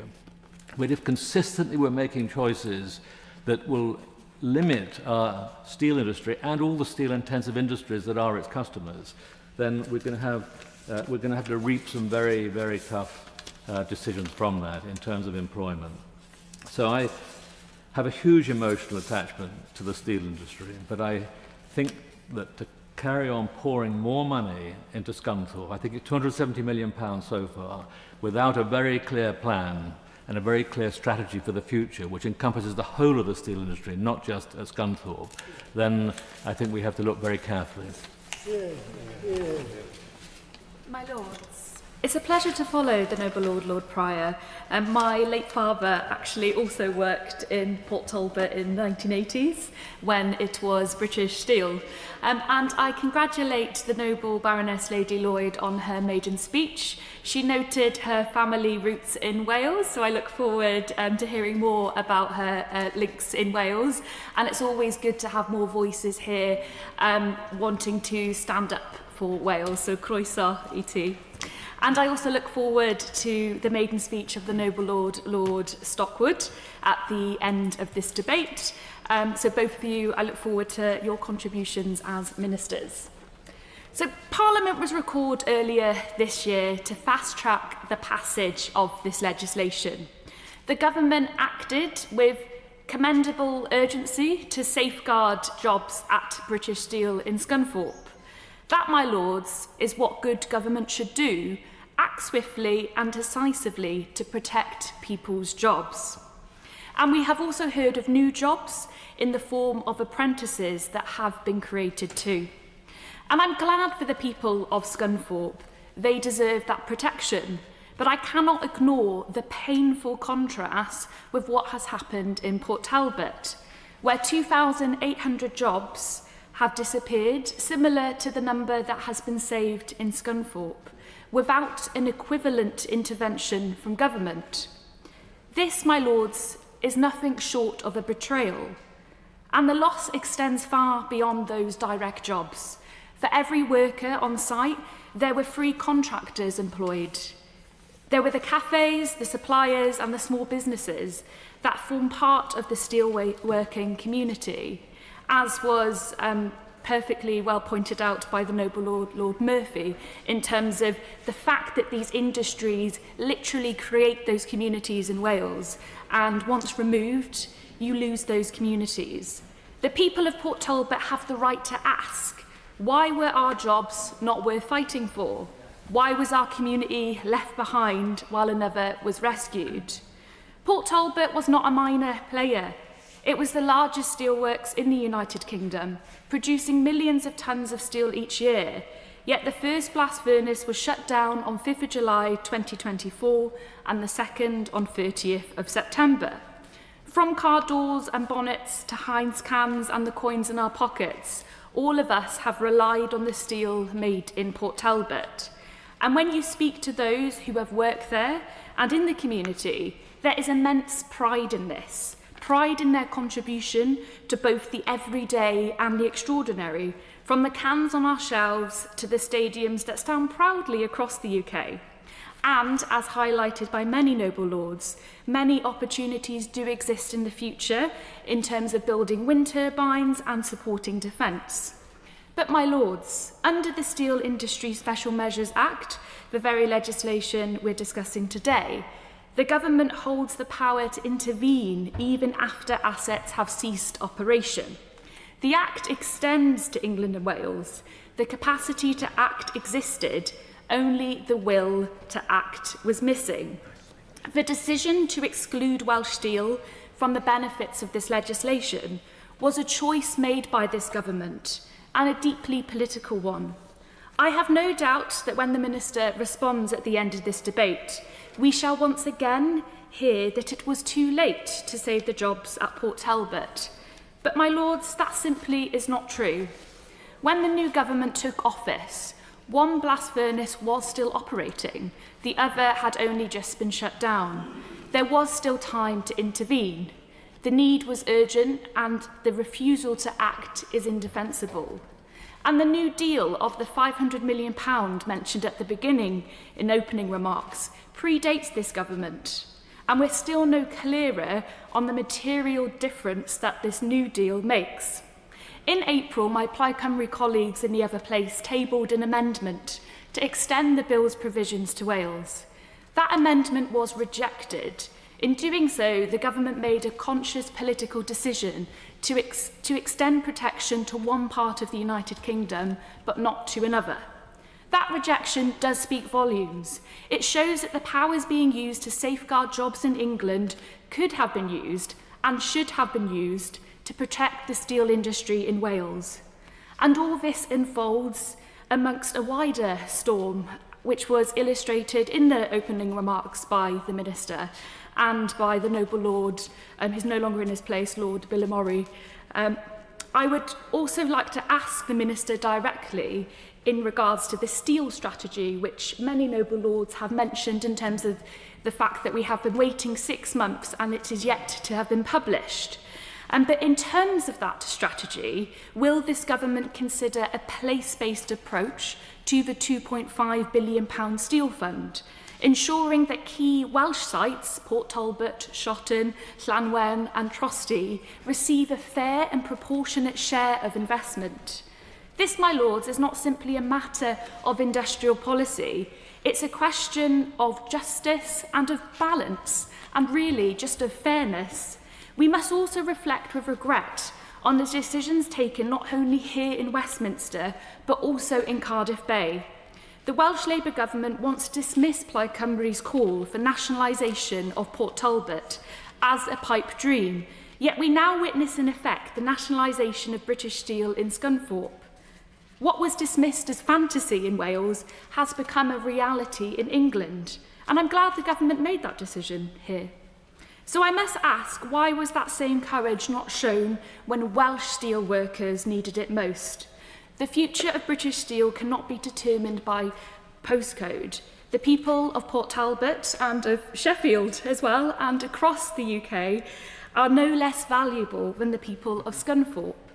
If the government can intervene to save jobs in Lincolnshire, it should and must do so across the United Kingdom and, of course, in Wales. This legislation may be a stopgap, but the choices it exposes will have lasting consequences for people and communities. The government now has an opportunity with the steel strategy to turn a new page, to set out clearly how the Steel Fund will be used, to confirm how much will be invested in Wales, and to deliver parity in funding and in policy. My Lords, we're not asking for favouritism for Wales. We're asking for fairness. We're asking for a level playing field. And we're asking that the steelworkers of Wales receive the same support and respect as their counterparts in England. And as the people of Caerphilly go to the polls today, they, like so many across Wales, are watching what this government does. They see how decisions are made here in Westminster and in Cardiff Bay are shaping their futures. And next May, when Wales elects a new government to the Senedd, the people will deliver their verdict on who stood with them when their steelworks fell silent. Because, my Lords, the people of Wales are not powerless. They will be heard and they will remember. Diolch yn fawr. My Lords, in welcoming the opening speech, I think my primary thought is what a difficult job you've taken on. We've been battling with the strategy for the steel industry for rather a long time, and we haven't made a very good job of deciding what to do, and when we have decided what to do, in general, we haven't done it. I would like just very briefly to say what my credentials for talking about the steel industry. When I left Oxford, I became a premium apprentice on Teesside to a firm that made equipment for the steel industry and which had foundries. One of my first jobs was the progress for the plate coming from the Consett Iron Company and going into the Bradwell boilers for one of our early power stations. In 1956, Suez time, I was managing a steel foundry. The steel foundry depended upon a variation of the Bessemer converter, and we had a cupola, a very small blast furnace, if you like, and we made 2.5 tons of steel a day, and it went into castings. The same firm had an electric arc furnace foundry in Thornaby, which specialized in the making of castings for pumps and for valves. And I think that's a very important point. I don't think you can think about the steel industry unless you think about where does the steel go and who are these people to whom the steel goes and what do they do. And then later, quite a bit later, I was the chief executive, and then in those days we were called managing director, of the firm that built the Redcar blast furnace. And in 1970, I had had a rather long lunch with the chief executive of the British Steel Corporation, and we went to the Connaught Hotel because he liked steak and kidney pie, and steak and kidney pie was well known to be one of the Connaught's real specialities. And during that lunch, I put the case for saying that there was no future for bulk steel making in the United Kingdom. And it was at that time that the British Steel Corporation's plan was to increase it by about 50%. Now, I have to say, as a blast furnace builder, and we built blast furnaces in Argentina and in Australia and so on, my analysis was a market analysis. I understand about all the politics and the worry about employment, and I can only say that I was a victim of what happened to the steel industry, and indeed I lost my job and I had entirely to change my career into something with which I think the Minister's familiar, which is the Commonwealth Development Corporation. So I think, when I think about the Minister's task, and I think about what's been said about strategy, I have a bother. I don't think it's possible to have a successful strategy for bulk steel making in the United Kingdom. We don't have the right iron ore, we don't have the right coking coal, we are not in possession of any particular technological advantage. Frankly, an integrated steel industry is not a difficult thing to manage, and it's not a difficult thing to get what comes out of it correct. And the clever bit of that is in the businesses of the makers. And perhaps in passing I should say that we have sinter plants at Scunthorpe, which were built by my firm on Teesside during my time. So I think I suggest a few things, if I may. The first thing is, I don't think you can understand what is the future of steel in the United Kingdom unless you look very carefully at the people who use it. I offer one example. There's a vacuum melting electric arc furnace in the north of England where they make blanks for the blades of aircraft engines. And of course those have to be made to the highest possible standard with no faults and so on. They are clever, and I think particularly it's worth having a close look at the people who use steel and use it to do clever things. Of course, it's a pity that we don't have a big domestic machinery industry in this country. And this is because of the use of steel strip. And this takes me to the point I want to make about thinking about steel in this country. I think it is completely caught up with what is happening in our manufacturing industry. And without a clear understanding of what it is that our industry, our economy can use, I don't think we get very far.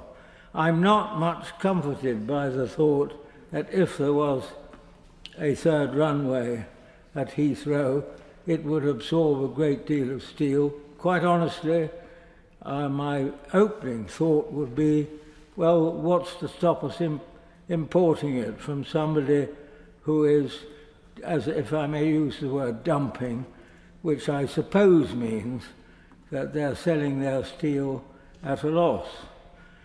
And so I think in going forward, we have to take a careful account of some of the things that we have decided in the past and which haven't worked. And also that in doing that, we face reality. I think one of the problems, of course we were in the business very early, Abraham Darby and onwards, and of course we had this amazing position, and indeed there's been this reference to steel making in India, and I suppose, again, the firm I worked for was guilty, if that's the right word, of building blast furnaces in India. And so it is not at all surprising that we are uncompetitive, and one can obviously complain about the electricity price, and that's another subject in a way.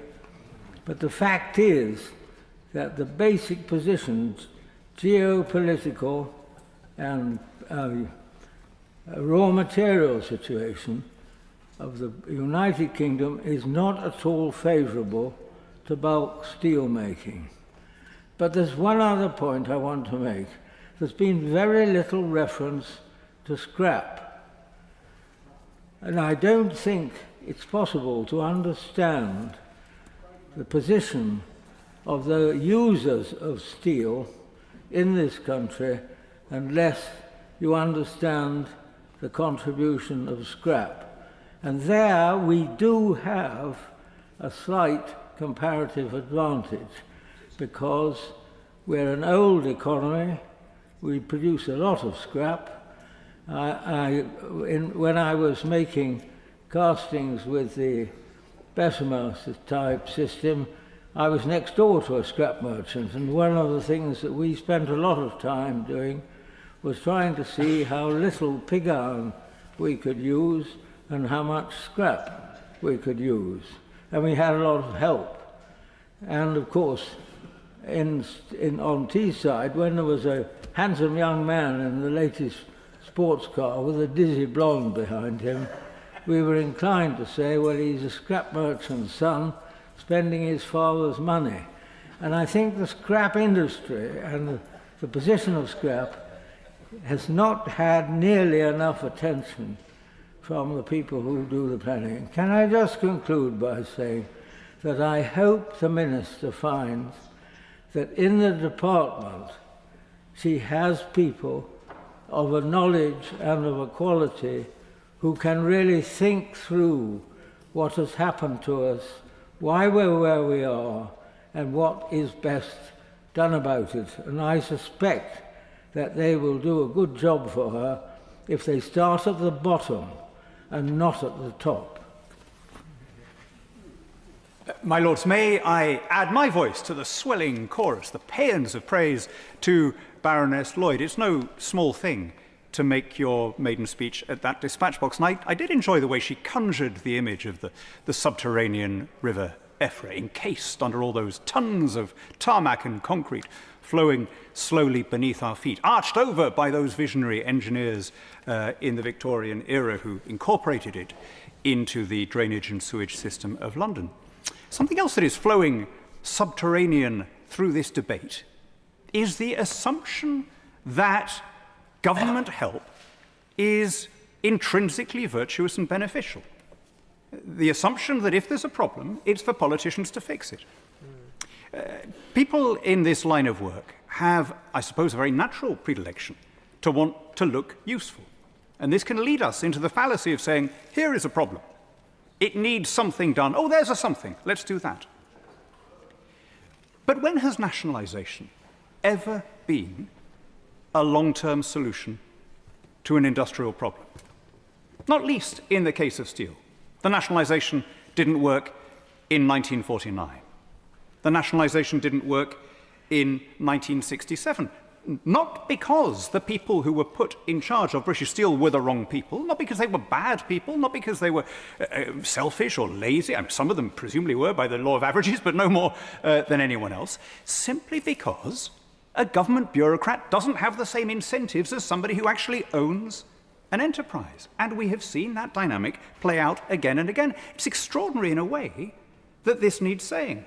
But when we had that emergency debate on the legislation back in April, I think mine was the only voice, along with that of Lord Kerr of Kinlochard, to make the case in principle against government intervention. I think there were 2 or 3 in the other place, and that was it.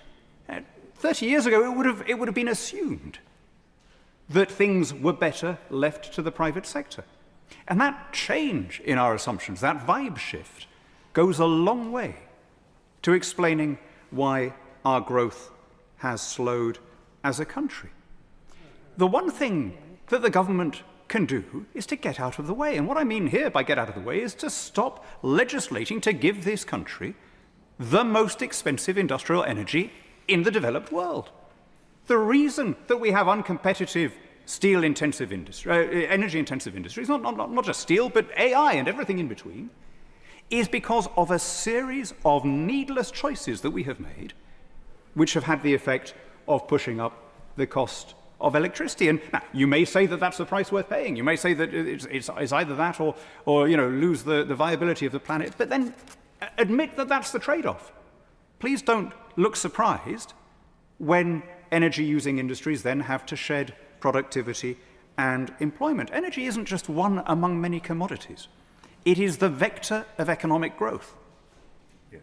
The story of the rise of human civilization is the story of the fall in energy prices as we moved from fire to kerosene to modern electricity, nuclear, and all the rest of it.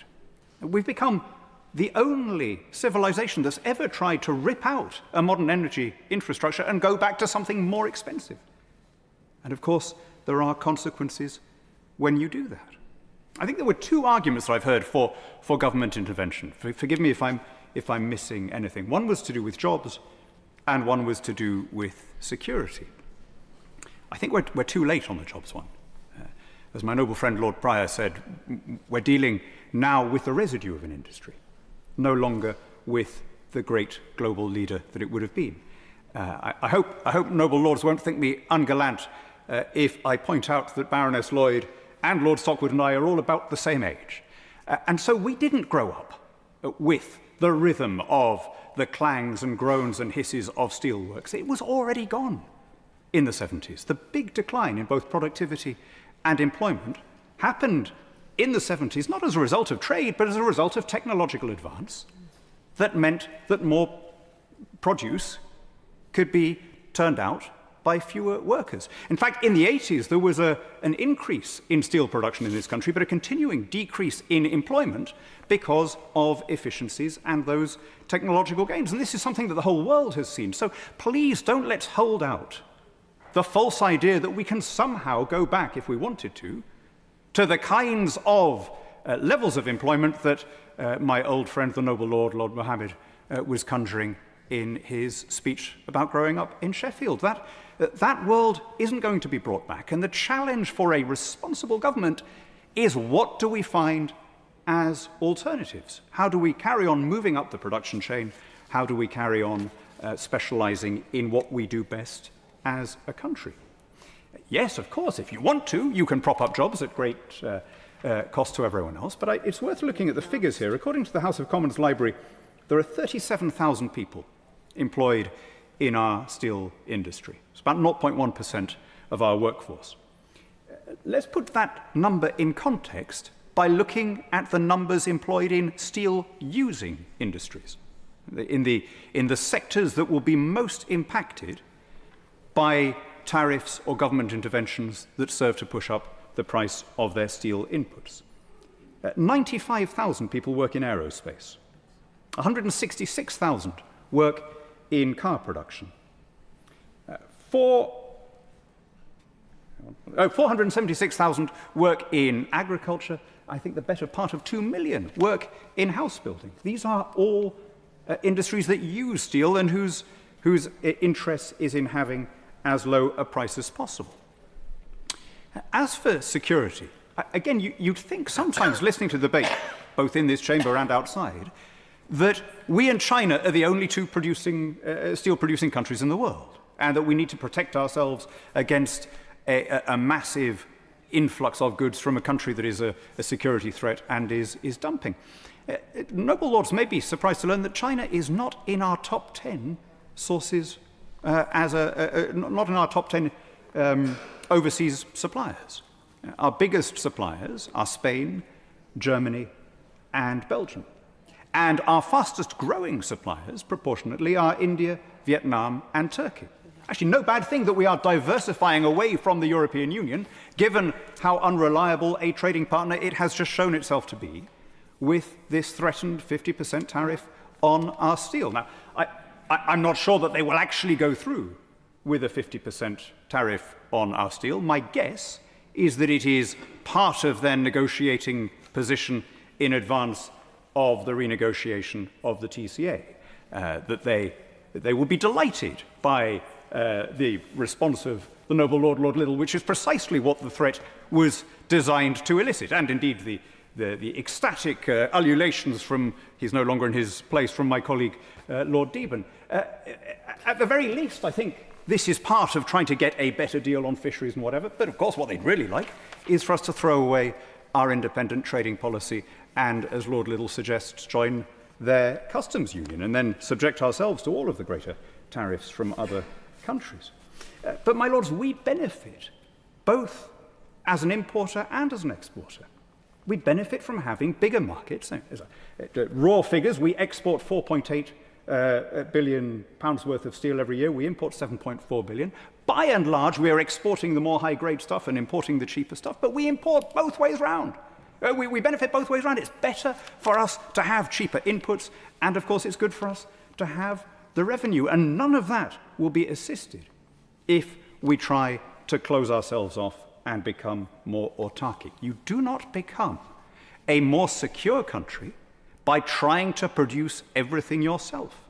You become a more secure country by having the widest possible diversity of suppliers so that you are not vulnerable to a local shock or disruption, which might as easily happen on your own territory as anywhere else.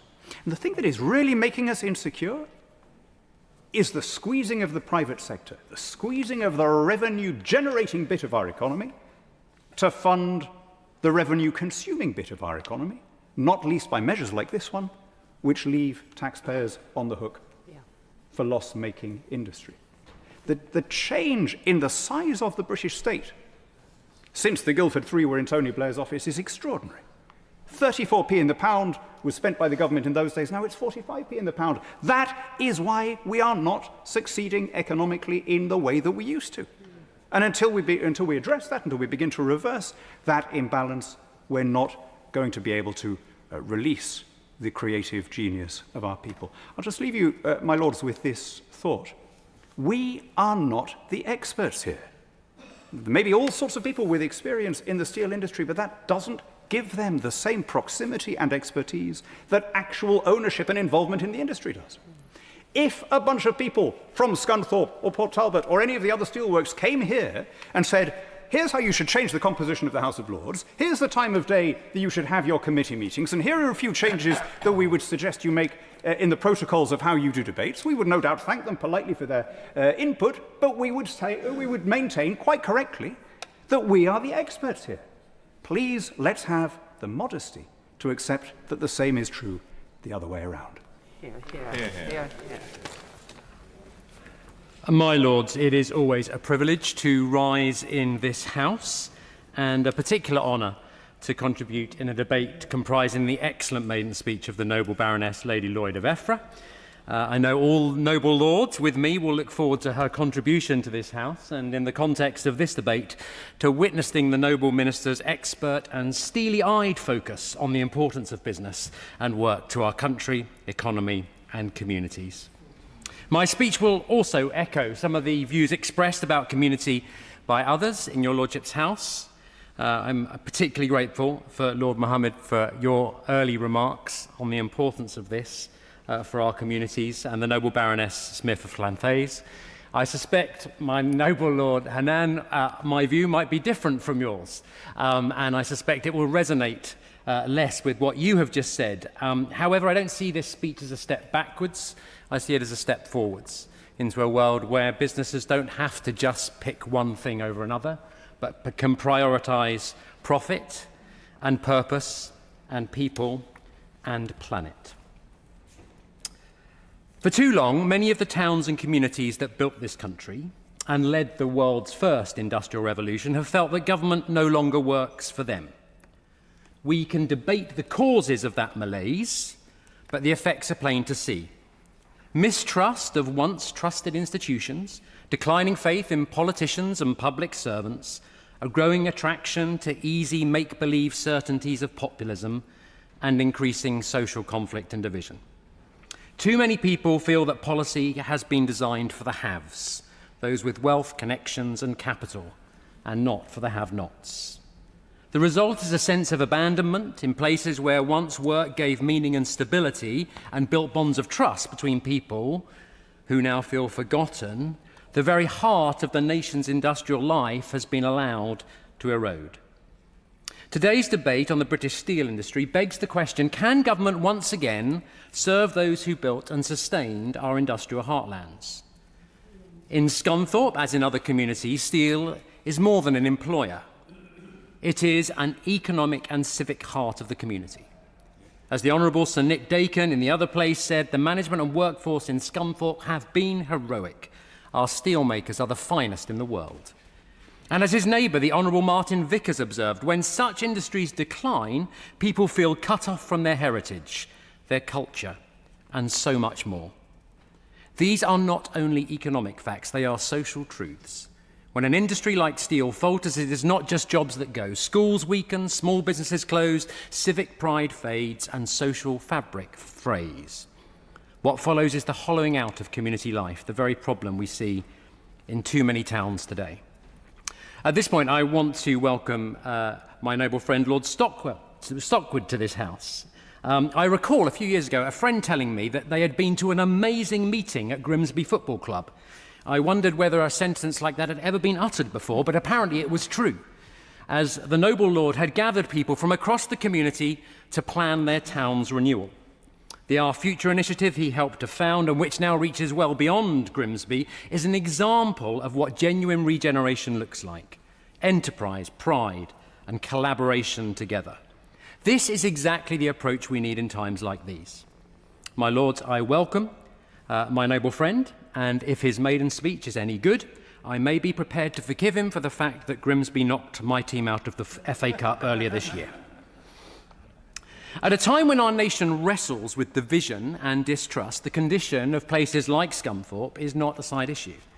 It is a test of whether we still believe in the social purpose of work and business. If we allow industrial decline to continue, we not only lose capacity, we lose a sense of belief and belonging in our communities and our country. We make our country less secure and less competitive. We weaken the bonds that hold us together. That is why British Steel matters. It is not only an act of economic management, it is an act of social repair. By intervening to protect the blast furnaces and to preserve our primary steelmaking capability, government is saying to working people, we see you, we value you, we will invest in your future. Steel should sit at the centre of a broader strategy, linking infrastructure, national security, housing, rail and renewable energy to local employment and long-term investment, as we have heard many times already in this debate.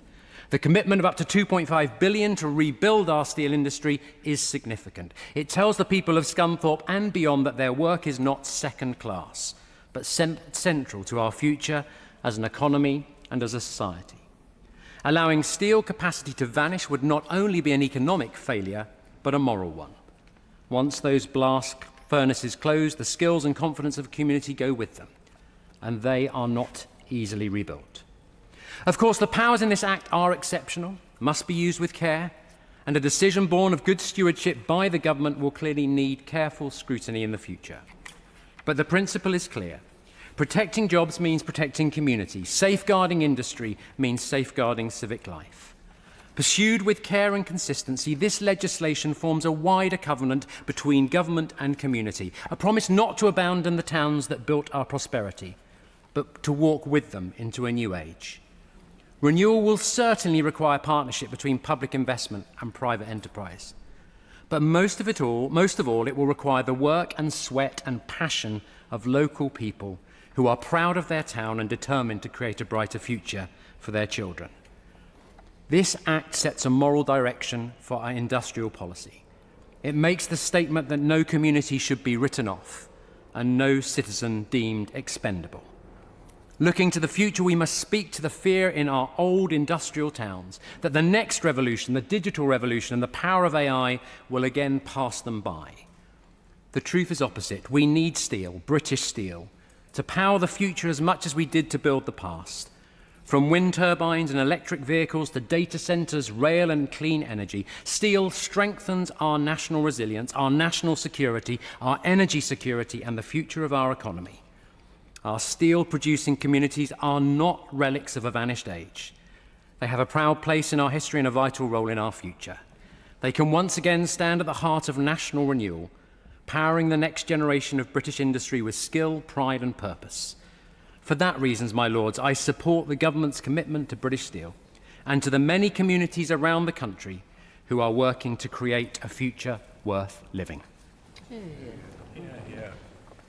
My lords, can I congratulate Baroness Lloyd of Effra on her excellent maiden speech, and I look forward to Lord Stockwood's maiden speech, who has the difficult task of pulling together the various strands of this debate into a coherent strategy. My lords, I declare my interests as having worked at British Steel, being sponsored by them through university in the early 80s. I was on the shop floor, my noble friend was in the boardroom at the time.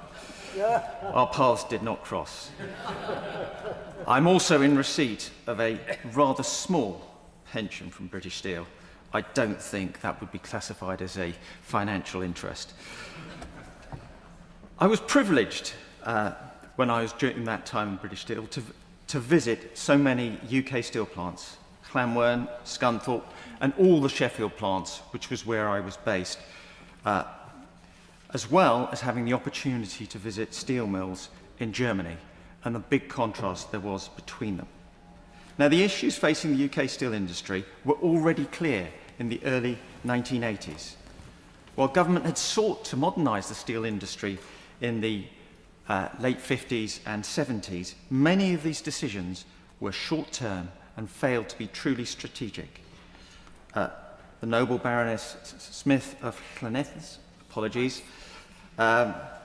talked about Port Talbot, which was rebuilt in 1959 and was the largest steel producer in Europe, employing over 20,000 people.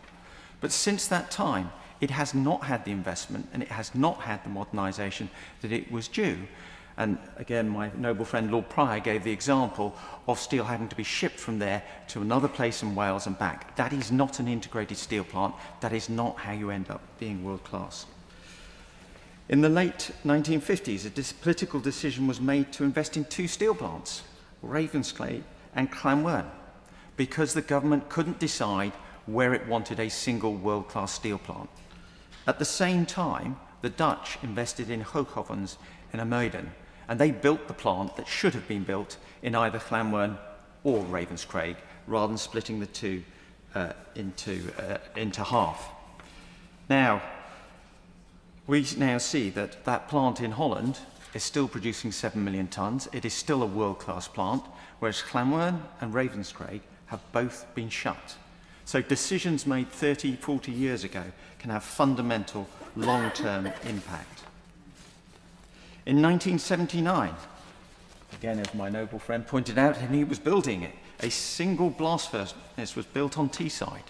It was the largest in Europe, the most modern, the best, and so forth. Unfortunately, the rest of the investment did not happen. You cannot run an effective integrated steel plant on a single blast furnace. You cannot run it unless you have the full mix of hot rolling mills, cold rolling mills, rod mills, and so forth.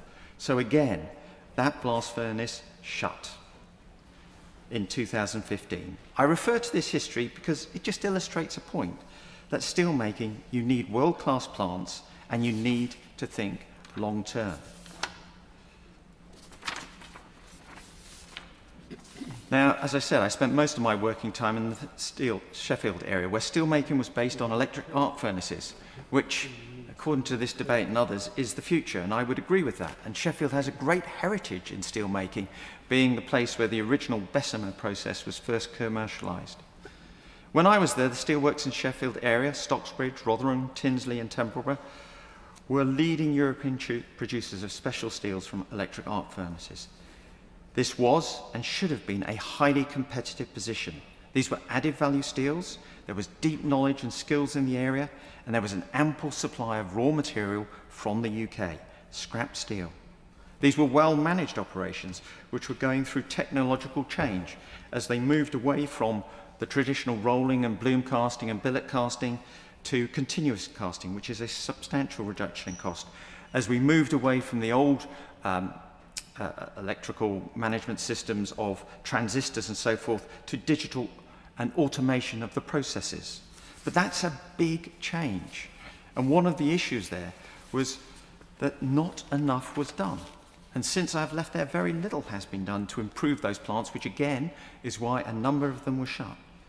Now, that was about investment, and to be slightly controversial, it was also about a workforce reluctant to embrace the fact that if you invest in this new technology, a continuous casting billet machine takes far, far fewer employees than a number of rolling mills. And it needs to be embraced. And that was one of the interesting things when I went to Europe and to the German mills, the much more willingness of the workforce and the unions to think long term. It wasn't about securing jobs for today, it was about securing maybe fewer jobs, but for the long term. As my noble friend Lord Hunter's mentioned, and others, the big issue in the UK is the cost of energy. It is the Achilles heel of the industry.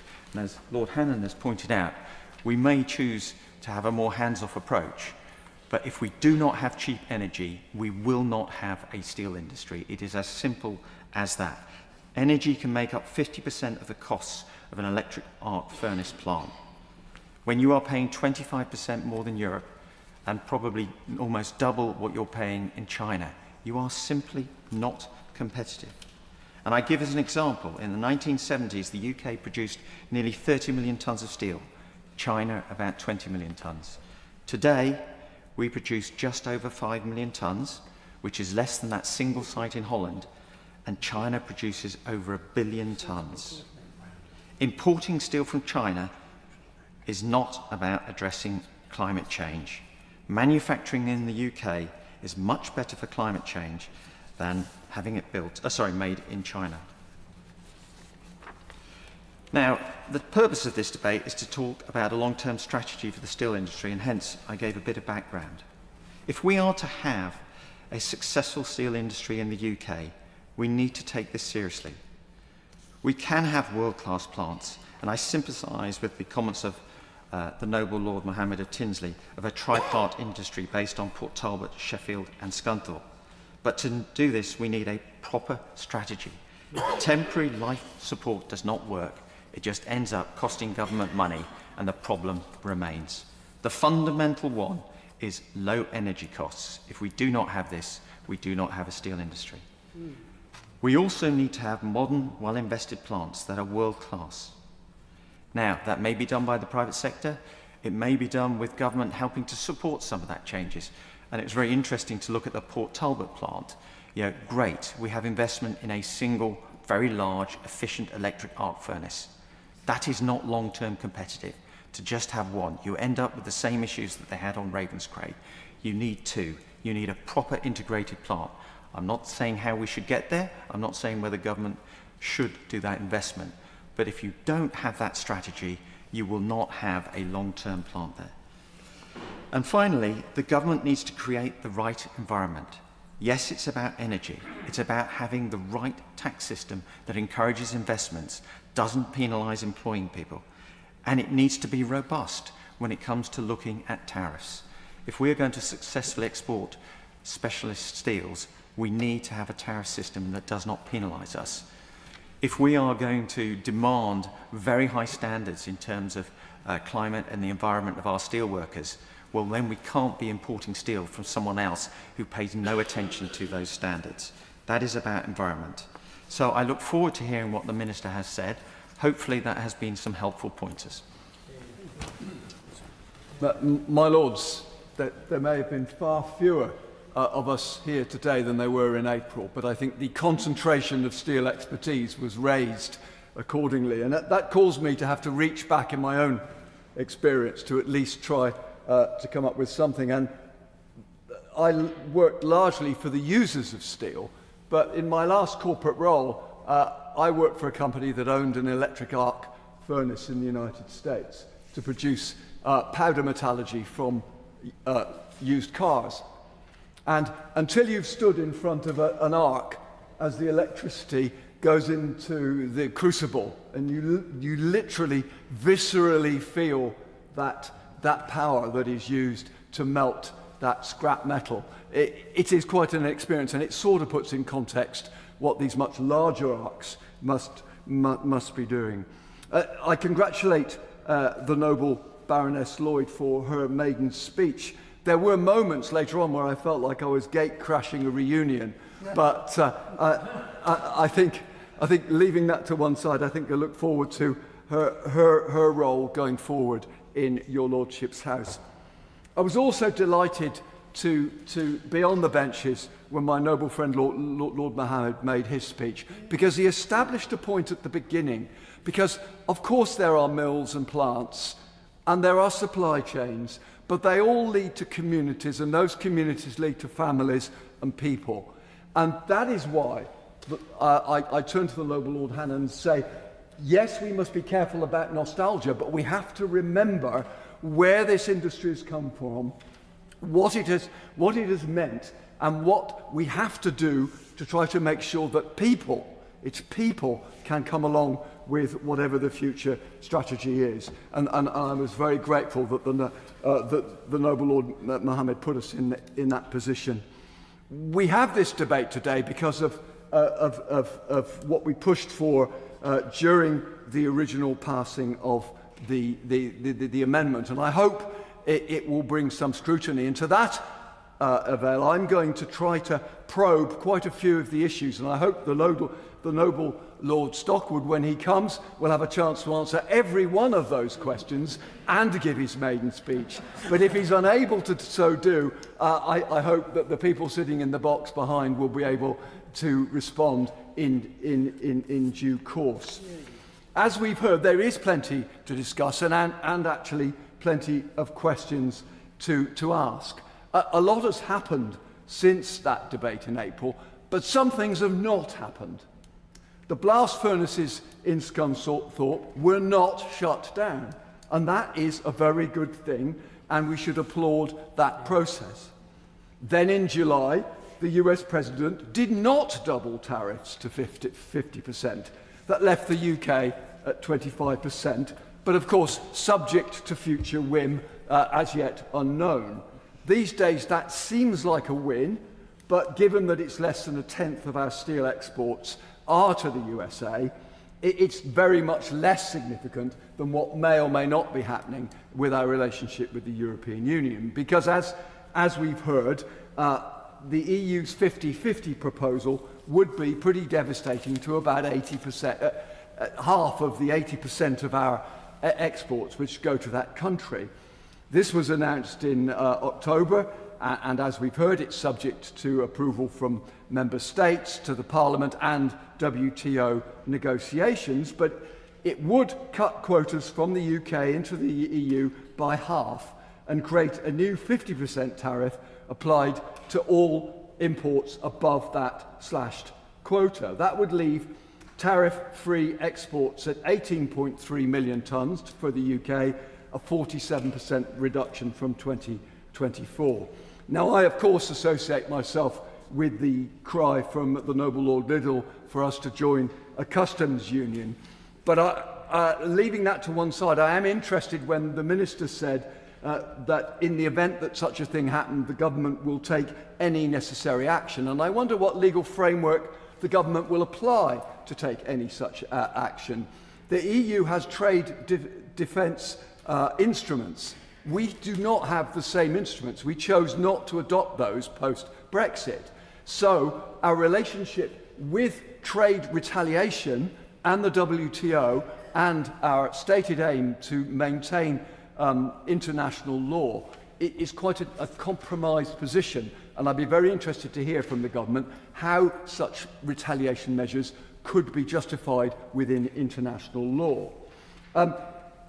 Turning back to the US, can I ask the government, is it still working on its stated aim of securing 0% US steel tariffs, which was paraded at one point during the various discussions? Nothing has surfaced. Is this now officially dead?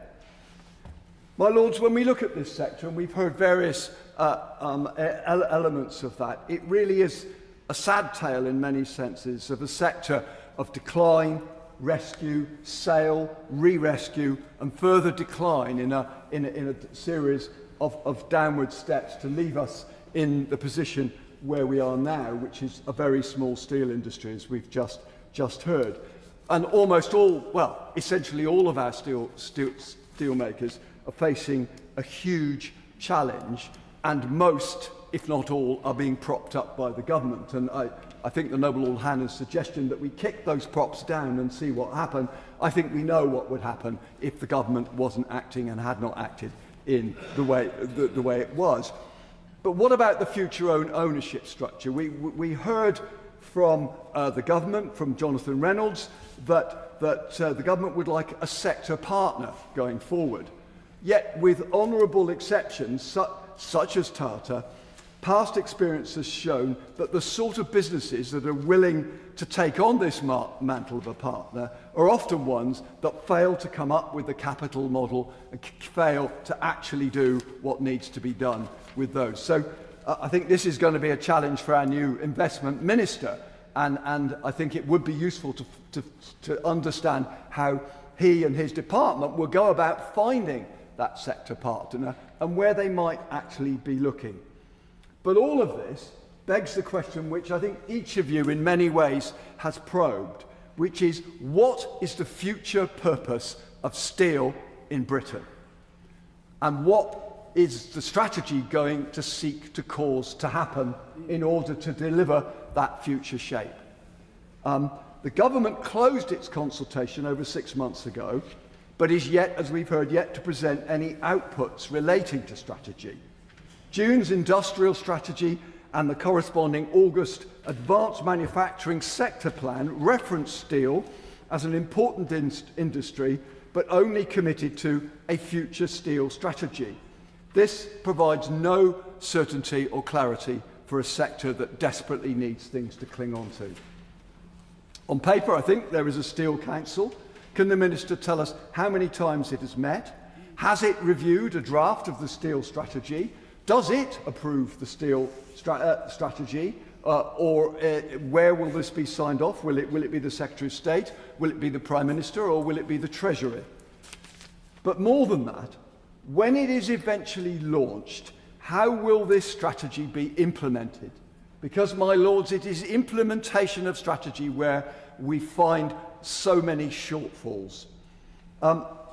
I think what we've seen with steel is interesting. There was frenetic activity, necessary frenetic activity in the run-up to government stepping in. There were dramatic tales of actions taken under the cover of darkness, if not by Johnny Reynolds, then by some of his colleagues, in order to secure the future of the blast furnace. That's great, but there hasn't been much of a narrative since then.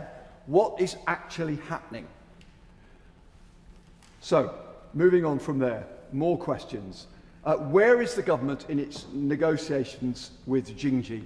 The Minister painted a slightly rosy picture of its relationship with Jingji, which I find interesting and perhaps hard to understand. My understanding is that Jingji is seeking many hundreds of millions of pounds in compensation for what the government has done. Has the government ruled out handing any public money to Jingji, or is it a matter of just how much and when? And does it agree? And when it agrees to, if it agrees to pay them any money, where will that money come from? Will it come from the Steel Rescue Plan, or will it come from a separate Treasury fund? Because, my lords, that Steel Rescue money is already in demand. As we've heard, 500 million has gone to Tata towards the installation of the electric arc furnaces. But in Scunthorpe, costs are being incurred too. As the Minister, I think, herself said, £270 million has been provided, ostensibly for working capital and covering things like raw material and other issues. But there will be ongoing costs, and it would be helpful to understand, given the 270 million is a down payment, what is the likely monthly ongoing cost that will be drawing down from the steel fund? Excuse me. Looking forward, having saved the furnaces, the government needs to determine how that can ever be cost effective. And that really relates to so many of the things that we've heard just now. In September, Jonathan Reynolds told the House that the government's preferred option was a transition plan in Scunthorpe to more electric arc furnaces. It seems to me that if you started now, we wouldn't have an arc furnace there till 2030. So how is the blast furnace arc transition in Scunthorpe ever to be financed and ever to be financeable? In the short term, internal markets have been identified for the product in Scunthorpe, but most of those markets are things that haven't happened, aren't happening, may happen sometime into the future. The whole structure of what the market for Scunthorpe is not there. My Lords, given the cost of Chinese steel and other is substantially cheaper for most of that sort of steel that has been identified for Scunthorpe. Again, how does the government square the circle on costs and still maintaining what it wants to do? My Lords, I'm not going to go into energy because your Lordships have done it so well, except to say that there are ways of reducing the cost of electricity by delinking it from the cost of gas. Our leader, Ed Davey, has been very clear and very detailed in that. That would be a start for the industry. My Lords, the steel industry has stood as a pillar of British industrial strength. But we've had historical decline, policy drift, mismanagement, bad commercial marriages, and external market pressures, which put us at the point, frankly, of near extinction.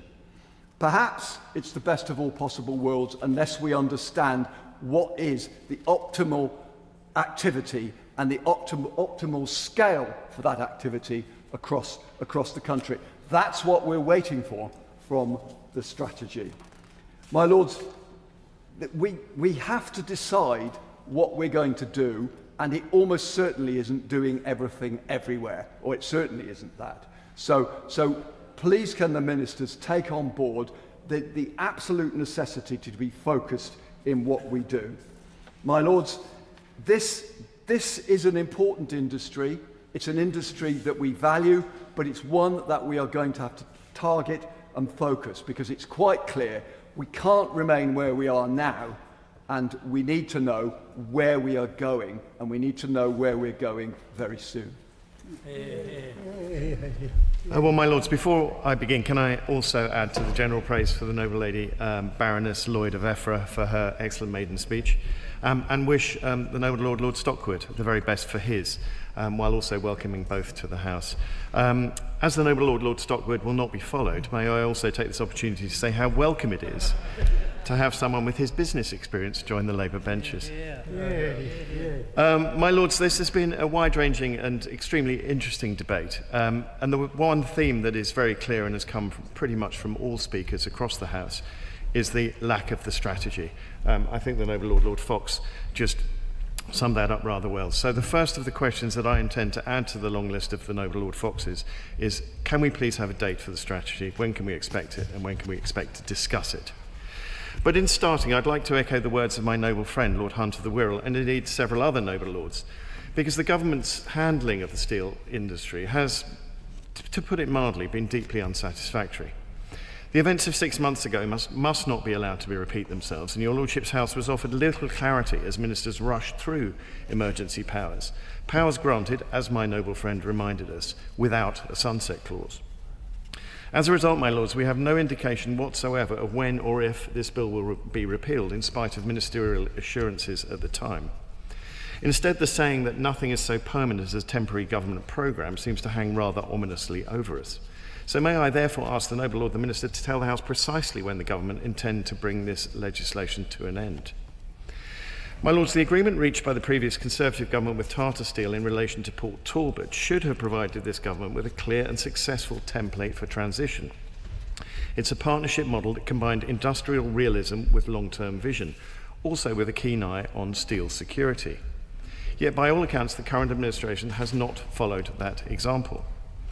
Indications suggest that the key sticking point in the government's continuation of the negotiations, originally initiated under the previous government, has been an insistence that the existing loss-making basic oxygen furnace operations be maintained throughout the transition phase. And this is an approach that defies both commercial logic and fiscal responsibility, as my noble friend Baroness Bloomfield of Hinton Waldrist highlighted. So I'd like to ask the Minister, specifically in relation to the events leading up to the 27th of March 2025, what proposal did the government put to British Steel? What counter-proposal did the company make in response? And what contingency planning, if any, was undertaken to address the possibility of a breakdown in negotiations? Because, my Lords, it's now evident that ministers were woefully unprepared for the outcome that followed. My Lords, we also have to revisit the government's narrative concerning Jingyi's responsibilities. And a proper understanding of British Steel's position is essential if that narrative is not to descend into distortion. During the first 4 years of Jingyi's ownership of British Steel, from 2020 to late 2023, the government's operating losses and capital investments required injections of some £811 million in loans and equity, almost all of which were provided in cash by Jingyi itself. The solvency of the business was wholly dependent on that continuing support. By the end of 2024, it is probable that British Steel's combined intercompany debt, equity and assets exceeded £1 billion. Now, it's simply not realistic to expect any private enterprise to provide indefinite cash support to a loss-making operation of that scale. Jingyi quite reasonably sought to restructure its business model to place it on a sounder financial footing, as any responsible company would, provided that it acted lawfully and with due regard to its other obligations. But instead of engaging constructively, the government chose to declare a national emergency and seized effective control of the company, locking its directors out of their own plants and records, while simultaneously requiring them to retain their statutory and common law duties to the company. My Lords, that's an extraordinary and troubling position. It represents a clear violation of private property rights. British Steel and its directors had, until that moment, acted entirely within the law, and yet they were treated as though they were the problem rather than the victim of government failure. And as my noble friend Lord Hannon of Kingsclere argued, so persuasively we know where that inevitably ends. It would not be the first time, my Lords, that a Labour government has sought to blame private enterprise for the failures of state, but here we are. The pattern is familiar: mismanagement, intervention, and then scapegoating of those who have invested, worked, and strived to keep a British industry alive. Does the Minister accept that such an action represents a serious breach of private property rights? And what precedent does this set for other foreign investors considering the United Kingdom? The official opposition has made the point in your Lordship's House numerous times since this government took office, as well as in the other place, that the government's energy policy is leading to skyrocketing electricity prices. And we've heard a good deal around the Chamber about that today, including, I thought, most persuasively from my noble friends Lord Jameson and Lord Pryor of Brampton. Britain and Europe are both deindustrialising, largely because of high electricity prices, and it's simply much cheaper to make things abroad. Meanwhile, of course, exporting production in this fashion almost certainly makes global CO2 emissions worse than if we made them at home. So it looks very much as if we have a situation that could only be created by a Labour government, which is that the net zero policy undermines net zero. Now, having said that Europe is deindustrialising, it must also be said that they are streets ahead of us as regards steel. The EU Steel and Market Action Plan aims at securing commercially viable melted and poured steel, partly through developing an effective carbon border adjustment mechanism, which will help ensure competitive energy supply and cost. Can I ask the Noble Lord the Minister, is the government looking at this as a possible model, without necessarily resorting to the Noble Lord Liddell's suggestions? Recently, my noble friend Lord Hunt and I, and this will please my noble friend Viscount Eccles, met with the British Metals Recycling Association, which is an organisation founded in 1919 and which contributes over £9 billion in gross value added to the UK economy annually and supports more than 15,000 direct jobs across 2,000 businesses. Now, they made plain to us their grave concerns that the government may consider pursuing restrictions on the export of recycled metals, under the mistaken belief that this might somehow strengthen domestic steel production. My Lords, the evidence shows the opposite. Independent research conducted for the BMRA by the Centre for Regional Economic and Social Research at Sheffield Hallam University concludes that even modest constraints on exports would cause £1 billion in lost economic value and tens of thousands of jobs to disappear over the next 5 years. A 50% export quota alone would, they estimate, result in a £4 billion loss in GVA and more than 23,000 full-time equivalent jobs lost. And a total ban on exports to Turkey, which is our single largest market for recycled metal, would remove over £2 billion in value and jeopardise almost 7,000 jobs. But the economic cost, my lords, is only part of the story. The environmental consequences would be equally perverse. Restricting exports would not increase the recycling of metal in Britain, it would reduce it by undermining the financial viability of recyclers who depend upon global competition to sustain fair prices. It would mean less investment in cleaner, higher grade feedstock and in the advanced sorting and quality systems essential for the production of low carbon electric arc furnace steel. Indeed, the BMRA has warned quite credibly that if the sector's viability were threatened, the unintended consequence could be an increase in things like fly tipping as end-of-life vehicles and electrical goods are dumped rather than recycled. Now, without access to international markets, the recycling industry cannot survive, let alone flourish, and invest in the emerging technology that will make British Steel greener, and which, of course, is so necessary to the new electric arc furnaces. My lords, recently the government announced stronger trade safeguards on steel imports, claiming these measures will protect British jobs and rebuild our industrial strength. However, such a measure would have ramifications both for the pound sterling and, as we know from experience, trading partners may respond with their own restrictions on UK exports, as evidenced, of course, as has been discussed by a number of noble lords, by the EU's recently announcing it will reduce tariff-free quotas on imported steel and to hike tariffs from 25% to 50% on any excess imports. And I do look forward to the noble lord's answers to the noble Lord Murphy of Turpin's questions on this particular subject. Now, this in turn will reduce access to global markets and lower overall trade volumes. By sheltering less competitive industries, we risk diverting labour, capital and energy away from high-value sectors such as aerospace, pharmaceuticals and renewables, ultimately weakening productivity and long-term economic growth. Steel is a vital input for industries such as construction, automotive and energy infrastructure. So higher steel prices would increase costs, reduce competitiveness and even push some firms to relocate. As always, protection for one sector can become a tax on many others, and protectionism and subsidies carry costs. My lords, I'll conclude by asking another few very specific questions for the government. So can I ask, has the government considered the potential impact of these safeguards on the competitiveness of other UK export industries? Has it assessed how higher domestic steel prices might affect downstream sectors such as construction and manufacturing? What analysis has been done on possible retaliation from trading partners and the effect on UK exporters? Can the Minister confirm that the government is considering or will consider the concerns outlined by the Metal Recycling Association about export restrictions in the forthcoming steel strategy? And moving to a few more broad questions, in his recent visit to China, did the new Secretary of State, Peter Kyle, talk to Jingyi? And if not, why not? And if yes, can the noble Lord the Minister outline what was discussed? And also, I think I heard, and I may have misheard, but I'd like to just ask this question anyway, following Baroness Lloyd's opening speech. I believe she said that the rules have been changed so that as British-made steel must be considered in public procurement. Can I just probe a little more on that one, what the word considered means in practice? Because obviously if it meant preferred, that would potentially leave us falling foul of WTO rules. But if it just means being considered, well, wasn't it being considered in public procurement anyway? And my lords, two last questions.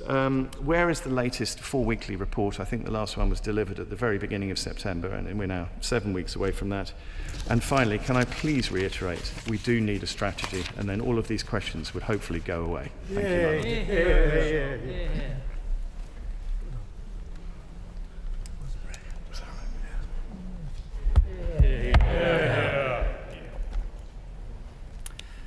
My lords, I'm pleased to respond for the government. I'm very grateful for my noble friend Baroness Lord for initiating this debate today. Based on the comments, it seems I'm the only one who hasn't worked with her in a previous life, so I'm looking forward to. I look forward to working alongside her in both the Department of Business and Trade and in this House over the coming months. May I begin by thanking my noble friends Lord Glassman and Lord Kennedy for the generous introductions to the House, and by recognising the warmth and generosity of spirit with which my fellow members and staff have welcomed me. It is the greatest honour of my life to take my seat amongst you. An honour is the word, because I know that there are very, very few people from where I come from that get to sit with you all today. I grew up in Grimsby, as has been mentioned, after the Cod Wars of the 1970s. It was an industrial town like so many others, and like much of that generation, the globalisation and international politics created unforeseen consequences for the town that I love. My mum and my grandmother raised me and my 3 brothers alone. It's a strange synchronicity that she passed 3 years ago, and it's her birthday today, which I only found out when my brother texted me this morning. I never knew my dad growing up. We grew up in a council house. We didn't go hungry, but there was a constant stream of red late payment reminders coming through our letterbox. And I often remember feeling cold and seeing frost on the inside of our windows in winter. And in fact, I'm still paranoid about the thermostat in my own home today, which drives my family's mental. Knowing what I know now, I know these circumstances do not often lead to prosperity, and yet here I am in the House of Lords amongst you. So if my Lords will indulge me briefly, I think it's important for me to pay tribute to the support that got me here today. To my mother and grandmother, who in challenging circumstances always did their best for us. My 3 brothers for keeping me grounded and connected to the town that I love. To my wife and children for their love, laughter and security to go out in the world and be myself. Importantly, to the innumerable people who took a chance on me and backed me to succeed. And finally, to our welfare state, without which I would not be here in this earth, let alone in this house. It is because of those people and those institutions, and let's be honest, a little bit of luck as well, that I was able to succeed in business, taking my life and career from the docks of Grimsby to call centres, eventually to the world of entrepreneurship, and even today owning a stake in my boyhood club, Grimsby Town FC. Which incidentally gave me my previous greatest honour of my life when we beat Manchester United, which Lord Ruck mentioned. I know Lord Lamont, a fellow Grimsby Town fan, will appreciate that. So it's very fitting for me personally to begin my maiden speech in the debate around steel, which is just half an hour away from Grimsby in the town of Scunthorpe, our great football rivals, not least because of our similarities. We're both industrial towns, but while Grimsby's economy struggled for decades to weather shifting geopolitics and trade dynamics, Scunthorpe has a chance now to succeed thanks to this government's intervention. Not only Scunthorpe, but the region, which is poised thanks to incredible work being done locally to capitalise on the opportunity for clean energy transition and the investment for good jobs that transition will create. I understand our accomplishments aren't a cure-all. There's still much work to do to ensure a bright future for our steel industry. But we had not undertaken those steps 6 months ago, the road ahead would look very, very different. I had the privilege to be in the room with friends and the PM the day in Scunthorpe when the announcement was made, and a lifeline for that community was given and a chance to begin their own renewal. And if the people of the steel towns need hope for the future, then they should look no further than Grimsby, which has begun its own renewal at the centre of the nation's offshore wind industry, which is bringing in good, well-paying jobs and raising living standards in the town.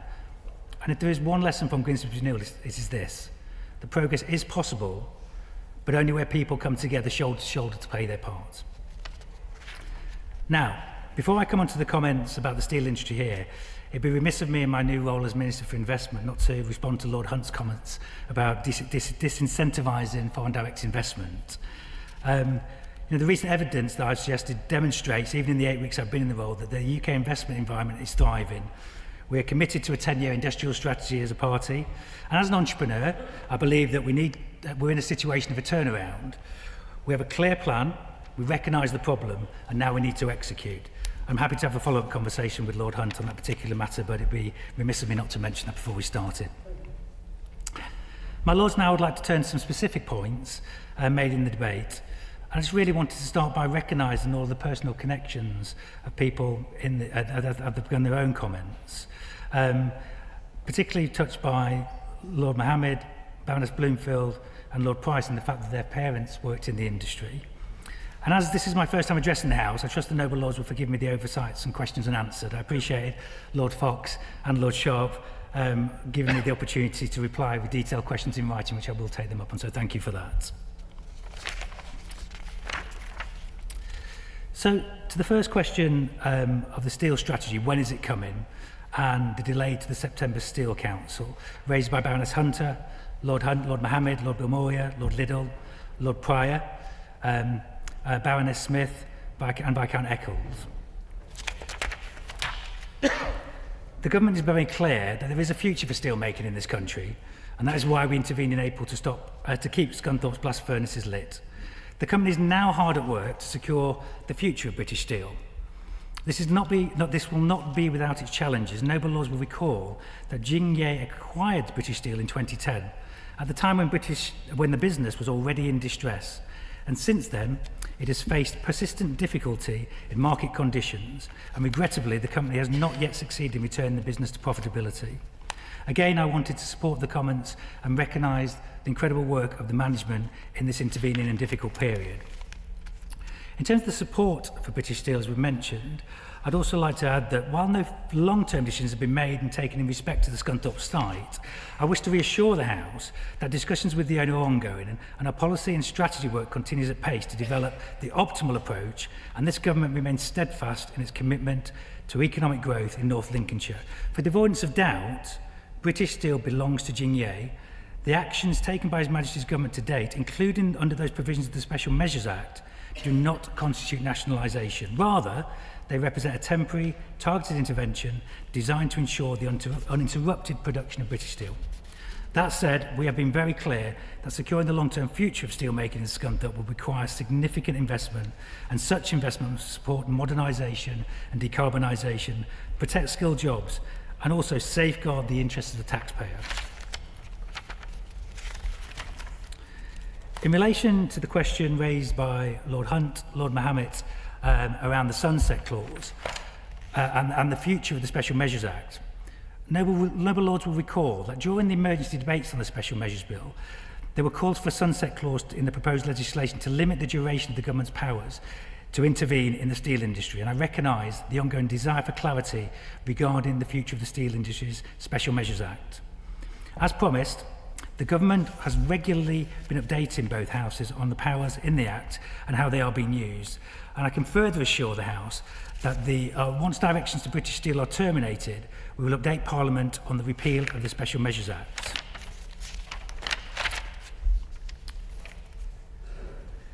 In terms of the topic of Tata Steel raised by Lord Hunt, Lord Billamoya, Lord Murphy, Baroness Bloomfield and Baroness Smith, the decision to close the blast furnaces at Port Talbot was a commercial one taken by Tata Steel in January 2024 under the previous Conservative administration.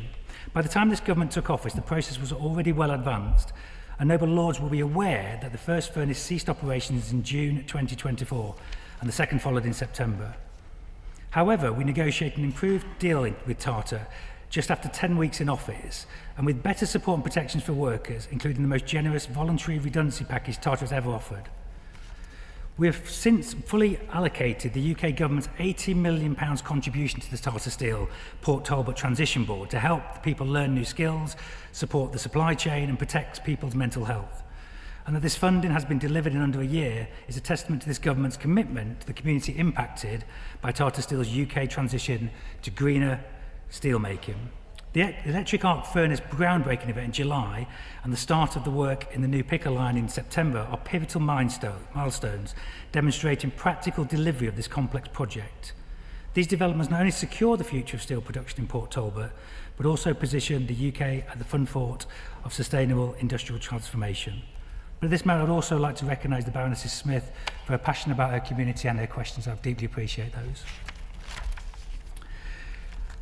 The topic of industrial energy prices came up often by Lord Hunt, Lord Mohammed, Lord Bamoya, Lord Murphy and Lord Hannan.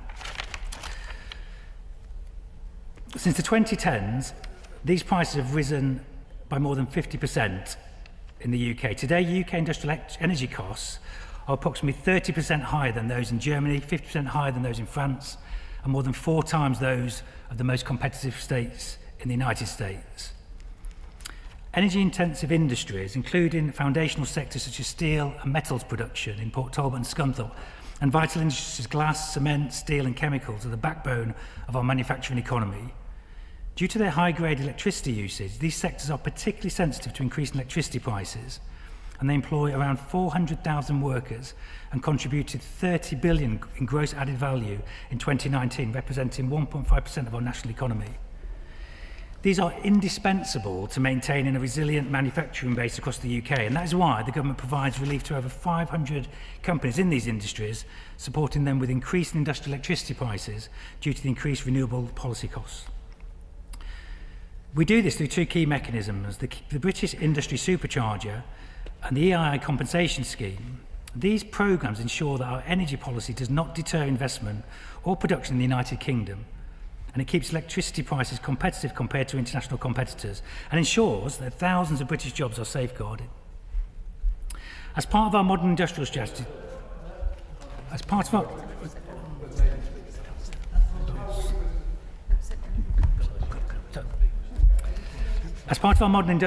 the British government, I'm aware there are many questions, we guarantee we'll respond to them in full in writing.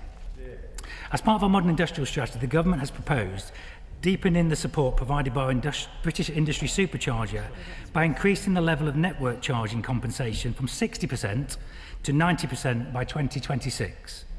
We have consulted on this proposal and will respond in more detail in due course. My Lord, this government remains steadfast in its commitment to ensuring our energy-intensive industries are not disadvantaged by our transition to net zero. We will continue to support these sectors, which are not only vital to our economy, but also to our national resilience and our prosperity. To the question of global excess capacity and market distorting practices by China, raised by Lord Hunt, Lord Mohammed, Lord Bilmoy and Lord Liddell. As my noble friend Lord Baroness Effra set out in her remarks, we're calling out the practice of some countries choosing to flood the market with cheap steel in a bid to quash healthy competition. She joined ministers from partner countries at the Global Forum on Steel Excess Capacity in South Africa earlier this month, and the UK has lobbied hard to develop a comprehensive framework for joint action to redress global steel excess capacity by June of next year. The Noble Lord Hunt has asked about discussions with the WTO specifically, and the UK regularly challenges China's market distorting practices during bilateral meetings at the WTO Subsidy Committee and in other settings. Now, to the topic of US tariffs and EU and US tariffs, raised by Lord Balmoya, Lord Murphy and Lord Little. The first point to make is that the government wants to do everything it can to mitigate the impacts of tariffs raised by international partners. The UK will always defend its critical steel industry where required, and we will continue to explore stronger trade measures to protect UK steel producers from unfair behaviours. In relation to recent announcement by the EU on a proposed new steel trade measures on imports to replace the current steel safeguard, we are in close contact with the European Commission to understand the details of this proposal. This decision was not targeted at the UK, but will be highly concerning for many of the steel producers and their workers, as we have been meeting with steel industry to understand its impacts. As ever, this government is committed to defending our critical steel industry. Moreover, thanks to the strengths of the UK-US partnership, the UK remains the only country to benefit from a preferential 25% tariff on steel and aluminium on all of our exports to the US, avoiding that global tariff of 50%. Which is reinforcing the UK's position as a trusted source of high-quality steel and aluminium. We have already committed up to £2.5 billion of investment, including through the National Wealth Fund, to rebuild the steel industry and continue to explore stronger trade measures to protect the UK steel producers. The UK has a robust trade defence system in place, including the UK's existing steel safeguard measures. And whilst the UK steel safeguard will expire in June 2026, in line with the WTO rules, we held a call for evidence from the 26th of June to 7th of August to gather stakeholder views on the future policy options, and we are keeping all options under review to defend our critical industry. As set out in the trade strategy, the international trading landscape has rapidly changed, and we are sharpening our toolkit to respond to these increased threats. To some of the points that Lord Fox made, and I will have to write into him personally on many of them, I concur with the Noble Lord's views on the fact that our families and communities should be at the heart of this debate. I would remind the House that at present there are proposals and that we will not be drawn on the UK's response to EU tariffs, but we will continue to take a cool-headed approach. in referring to the Steel Council, the Council has met on 3 occasions in January, April and July, and the next meeting is scheduled for the 4th of November. And to the question of our relationship with Jingye, the Government is engaged in a constructive dialogue with Jingye in line with our commitment to a pragmatic commercial solution. So, my noble lords, in closing, I just want to reiterate my thanks to all of you that's spoken in today's debate. I want to convey my appreciation for your valuable contribution and insights, and thank you for your generosity in allowing me to give written responses to many of the questions, particularly those tabled at the end. Anything we have missed, I will guarantee we will provide written answers. Baroness Lloyd and I have set out the Government's long-term vision for a strong, resilient, productive steel industry in this country, one that is primed for long-term success, driving growth in the communities that depend on our steel industry and help build it, the same communities that I spoke about in my opening remarks. This Government wants them to feel and see the benefits of our plan for change, the decade of national renewal that we promised, and I look forward to working with the noble lords in that ambition. Thank you. The question is that this motion be agreed to. As many as are of that opinion will say content. The contrary not content. The contents have it. My Lords, in moving that the House do now adjourn, I congratulate my noble friend Lord Stockwood on a truly excellent maiden speech. I was honoured to have been one of my noble friend's supporters when he came into the House only a week ago. My noble friend has an extensive and successful business career and will be of great benefit to the Government in important work he will now do as Minister for Investment. He has achieved much in his business career, but as my noble friend said, being the chair of Grimsby Town Football Club when they beat Manchester United 12-11 on penalties, knocking them out of the League Cup, was a momentous day for him, everyone living in Great Grimsby. I watched my noble friend give many TV interviews all the following day. I wish my noble friend well in his new role. I look forward to hearing from him many more times in the future. With that, I beg to move the House to now adjourn. That the House do now adjourn.